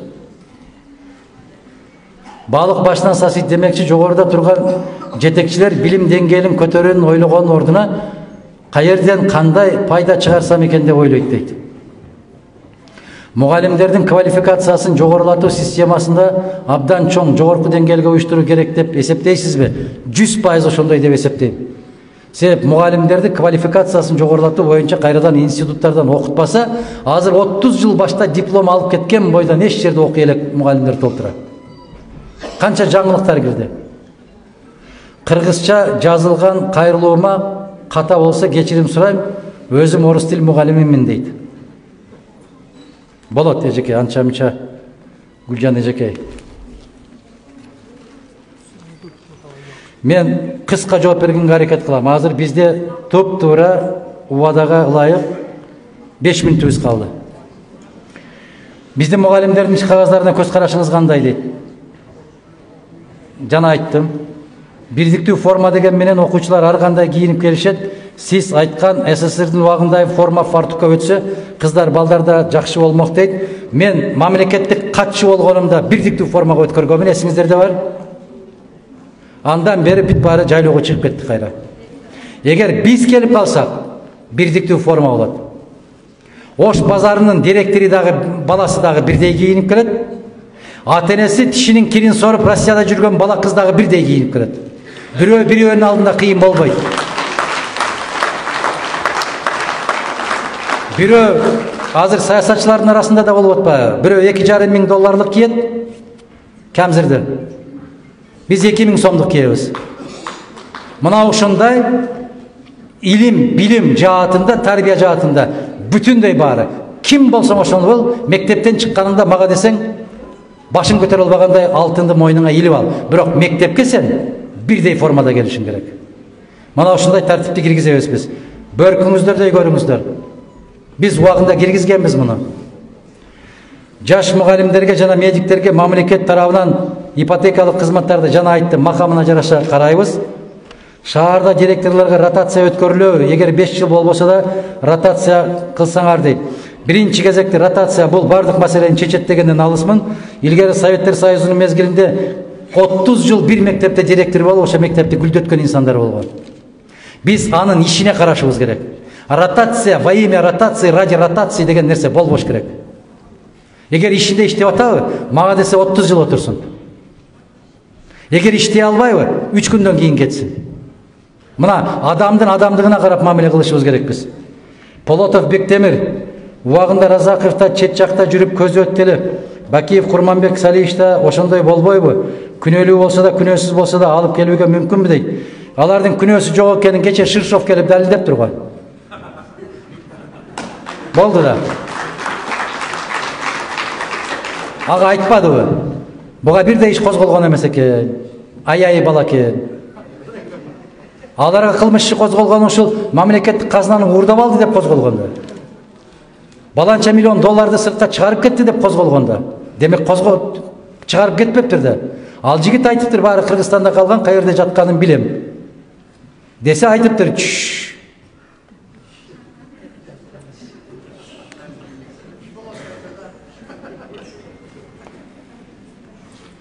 Садыр Жапаров дагы эл менен жолукканда алып келебиз деген эле.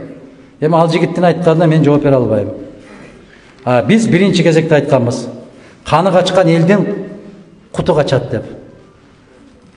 Күнөөсү болгон болсо, аны жазалоону эл чечет. Анын артынан кууп жүргөндөр чече албайт. Күндөн күнгө, жылдан жылга эч кандай күнөөсү жок экендиги аныкталып келатат. Ар кандай жолдор менен далилдешип атат. Бирөөлөр кусуп аткан эмиш. Мен айттым өткөндө, кусуп атканын көрбөй атам, каерге кусуп атат, кантип кусуп атат, эмне кусуп атат, бизге да көрсөтүп койгулачы деп атпаймынбы? Жок, бекитпей атат, көрсөтпөйт. БКПнын Кара Суу аймактык уюму, ассаламу алейкум Адаган Самач, Маматов, Жеңишбек, менин суроом сизге азык-түлүк боюнча un, май, шекер нерселерди көзөмөлгө алсаңыздар макул. Ахмет Жанова Мадина деген айым суроо салып атат. Уважаемый Адахан Кимсамович, я хочу знать, останется ли зарплата также. Я сама лично читала в соцсетях, Кактус Медиа, в Фейсбуке, что 10 дней за май месяц не будет оплачиваться. И с сентября месяца заработанная плата будет, как и раньше. А требований очень много. Бывает, что мы не можем работать из-за этих документов. Все на бумаге. Мадинаим, второй вопрос. Почему промежуточный минимум жизни, когда подсчитывает на ипотеку 7500 сомов, когда считает алименты за 3 детей, устанавливает 4685 сомов? Как можно это понять, Тейт? Я вот эти вопросы тоже не понимаю. Долго пытаюсь понять, но никак не могу понять.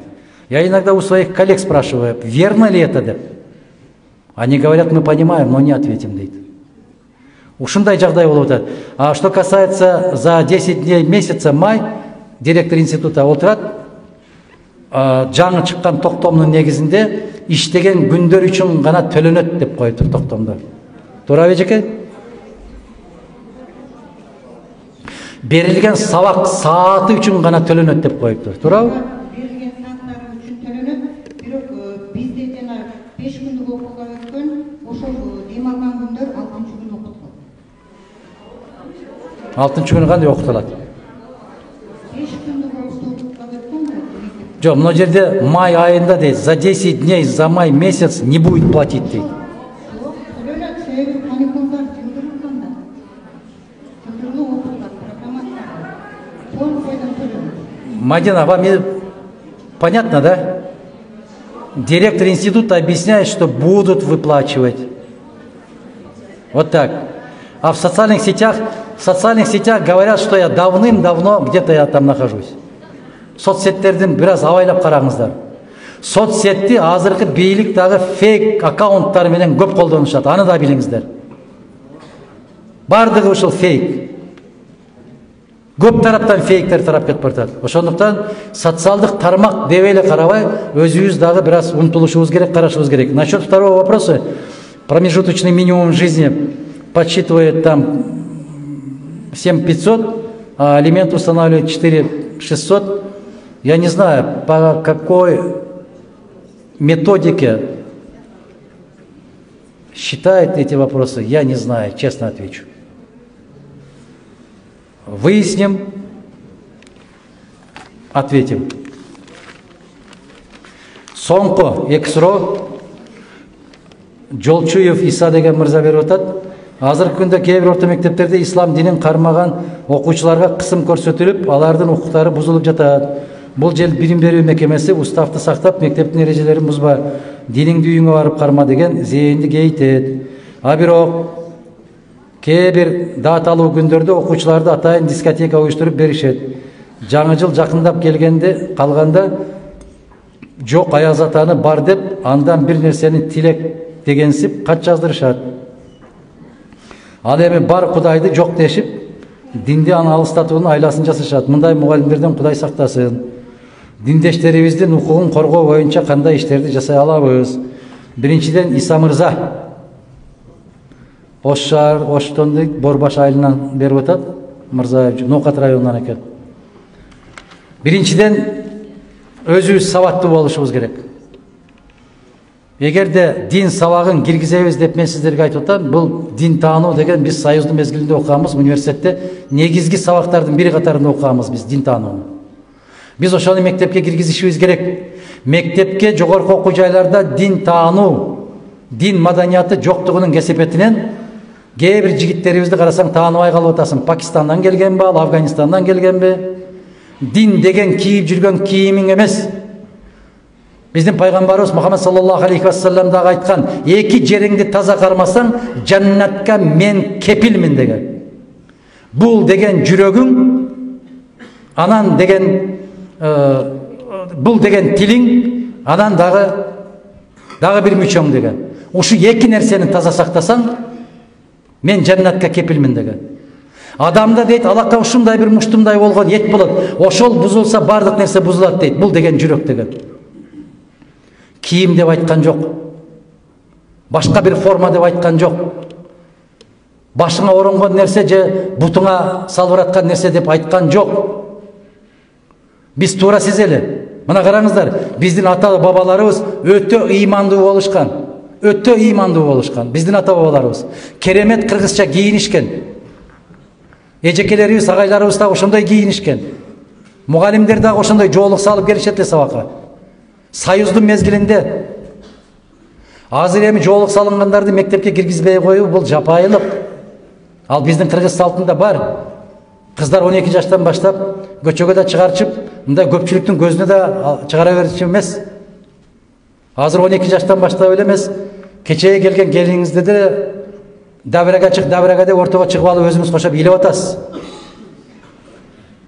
Кийген кийим башка дагы, ички жан дүйнөңүз башка. Ислам эң дүйнөдөгү таза дин, эң адилеттүү дин, эң чынчыл дин, эң адамгерчиликтүү дин. Ислам дининен таза динди таба албайсыздар, кайда барсаң ошого бар. Бирок мунун формасына карабай, маанысына, мазмунуна киришибиз керек. Караңыздар, мечиттерде жума намазын окуйбуз. Чыкканда эле кандай жолдор менен кетип калганыбызды билбейбиз. Биз билген нерсебизге амал кылбай атабыз. Суроо салат. Илим менен киреби жаннатка, же амал менен киреби деп. Туугандар, алхамдулилла мусулманбыз, амал менен кирет. Миң жерден илимпоз болсоң дагы, ошого амал кылбасаң киришиң күмөн. Амал деген бул шариатта не жазылса ошону аткарышыбыз парыз бизге. Милдеттүүбүз ошону. Бирок баягындай болуп эле бир отоло бир чектен экинчи четке кече эле кып-кызыл атеист эле бүгүн карасаң эле чок чоюп бата берип отурган ал дагы болбойт. Туугандар, туура түшүнгүлө. Мен Бишкекте ушуну көптөгөн аалымдарга айтып жаман көрүнүп атам. Силер кесе айтпай атасыңар. Силер коком дегендей кылып коркуп атасыңар, чочуп атасыңар. Акырындап барып бизди динди жаман көрсөтүп коет ушундай жол менен барсаңар деп айтып атам. Дин адилеттүү дин. Дагы бир жол айтам мен. Муну таза кармашыбыз керек. Жоолук салып келген кыз болобу, сый урмат менен киргизишиңиздерге милдеттүүсүздөр. Бирок жалпы эреже бар. Коомдук жерде кандай жүрөсүн, өз үйүңдө кандай жүрөсүн. Бул эрежени дагы биз кыргыз каада салтыбыз, касиетибиз менен карашыбыз керек. Өзбек болобу, тажик болобу, кыргыз болобу, биздин ата бабаларыбыз шарияттан кылдай кыйшайган эмес. Кийген кийимдери аларга каршы келген эмес. Караңыздар ушуну туугандар. Курманжан Датканын кийген кийимин караңыздар. Жигит мырзалардын кийген кийимин караңыздар. Момундай болуп алтына айбан салып алгандай болуп кепка кийген жигиттер болгон эмес. Жип жылаңач болуп көчөгө чыгып алган кыздарыбыз да болгон эмес. Чүмкөнүп алгандагы кыздарыбыз болгон эмес. Биз мыкты орто, алтындай болгон ортону сактап келген касиеттүү калкпыз. Каада салтыбыз бар. Мектептин уставы кыргыз мыйзамына, конституциясына каршы келсе, ал устав иштебейт. А кыргыз конституциясында дин тутунуу эркиндиги толук кепилденген. Ким кандай кийинип жүрөт, ал дагы кепилденген. Кыргызстандын аймагында эркин басып жүрүү деген дагы толук кепилденген. Кыргызстандын сыртына чыгып, кайрадан Кыргызстанга келүү дагы толук кепилденген. Эч ким кийлигишүүгө укугу жок анын. Акысы да жок. Түшүндүңүздөрбү? Менин жообум ушундай.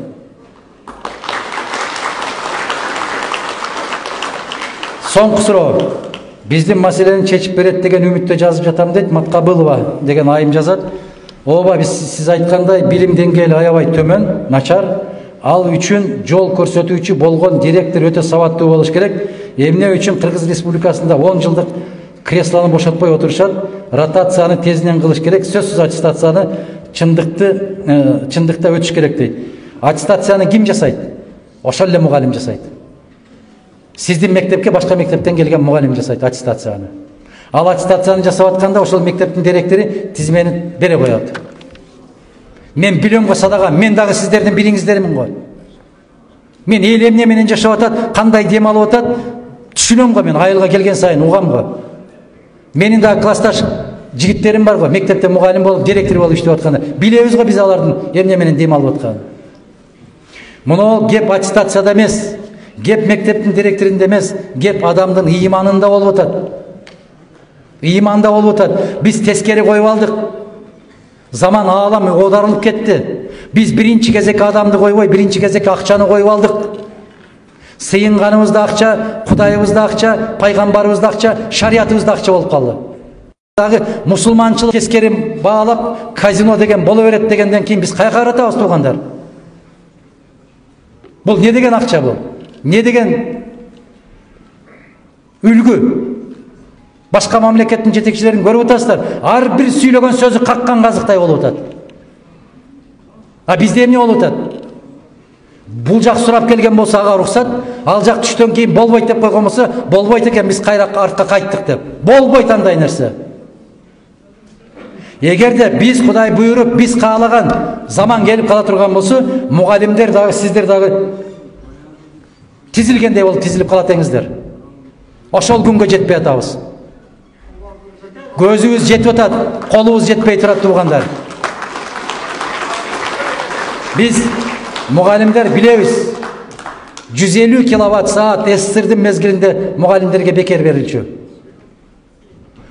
Жылына киши башына карата канча баласы болсо ошого жараша көмүрдү үйүбүзгө алып келип төгүп берчү, түшүрүп кетчү.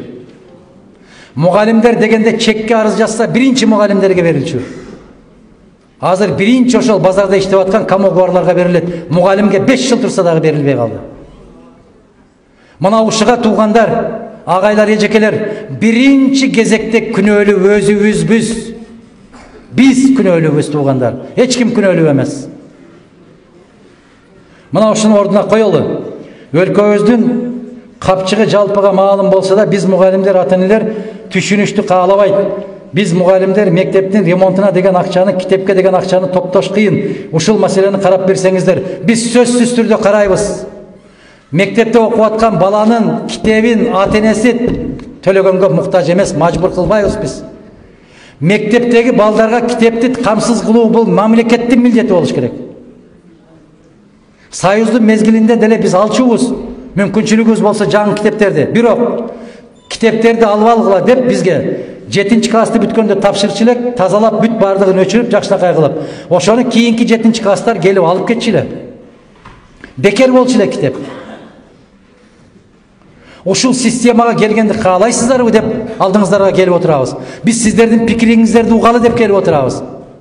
Же жалаң эле ушул бүтүн Кыргызстан фракциясы союздун формасына өтөбүз деп мүмкүн жаңылышып аткандырбыз. Биздин коомчулук каалабаса керек, угуп көрөлүчү деп келип отурабыз алдыңыздарга. Кайтышыбыз керек ошол совет системасынын билим берүүнө. Ошого барабыз биз. Колдон келген бардык аракетти жасайбыз. Ошондо жанагы мектепке оңдоо түзөө иштерине деген, экзамен тапшырып аткан эжекелердин, агайлардын түшкү чайына деген нерселердин баары токтойт. Билимдүү, муун, тарбиялуу балдарды канткенде жакшыртабыз. Сиздин оюңуз, биринчи кезекте өзүбүз жакшырганда жакшырабыз. Ошондо жакшырабыз. Мындай дейт го, илимпоз аалымдар айтат: "Ааламды өзгөрткүң келсе өзүңдөн башта" дейт. Келгиле кыргыздар, келгиле кыргыз мамлекетинин мугалимдери. Дунгансынбы, корейсынбы, кыргызсынбы, казаксынбы, өзбөксүнбү, тажиксинби? Келгиле туугандар. Биз мусулманбыз. Мен өзгөрөйүн бүгүнкү күндөн баштап, мен таза болоюн. Мен таза болоюн. Балдарымды таза кылайын, кошнамды тазалыкка жумшайын, ушуларды тазалыкка чакырайын. Мен мугалиммин, биологиядан берем. Математик мугалимине айтайын, физкультура мугалимине айтайын, тарых мугалимине. Келгиле мектепти тазалайлы деп демилге көтөрүлгө чайланайын мугалимдер. Мектеп тазаланса, балдардын көкүрөгү тазаланат, ишениңиздер. Мектеп таза болуш керек. Ошол балдардын уясы ошол. Кыргыздар не деп айтат? Балапан уядан эмнени көрсө учканда ошону алат дейт. Ал үйүндө жатканда ата-энесине 6 жашка чейин эч нерсени билбеген балдар, ак караны тааныткан сиздер. Сиздер кандай тарбия берсеңиздер ошого карап өсө берет. Түшүнүңүздөр эжекелер, агайлар, эжекелер, түшүнүңүздөр. Сиздер коомго жоопкерчиликтүү инсансыздар. Биз мамлекетке жоопкерчиликти алып отурабыз. Сиздер коомго жоопкерчиликсиздер. Аягында айтарым эми. Анча мынча сөздөр каттуураак айтылып кеткен болсо, мугалимдер туура түшүнгүлө. Бизде Арбузова Любовь Илларионовна деген мугалимибиз бар эле, орус тилинен сабак берет эле. Чыдабай кеткенде указка менен ушундай урганда указка 3кө бөлүнүп кетет эле. Ишчектин мээсин жеген ит экендер деп туруп урушат эле. Ушундай урушат эле мугалимдер. Бирок ошол мугалимдерди биз ушунчалык жакшы көрчүбүз. Биз ошол мугалим мени урушту, же мугалим мени урду деп ата-энебизге айтып келгенинен коркчубуз.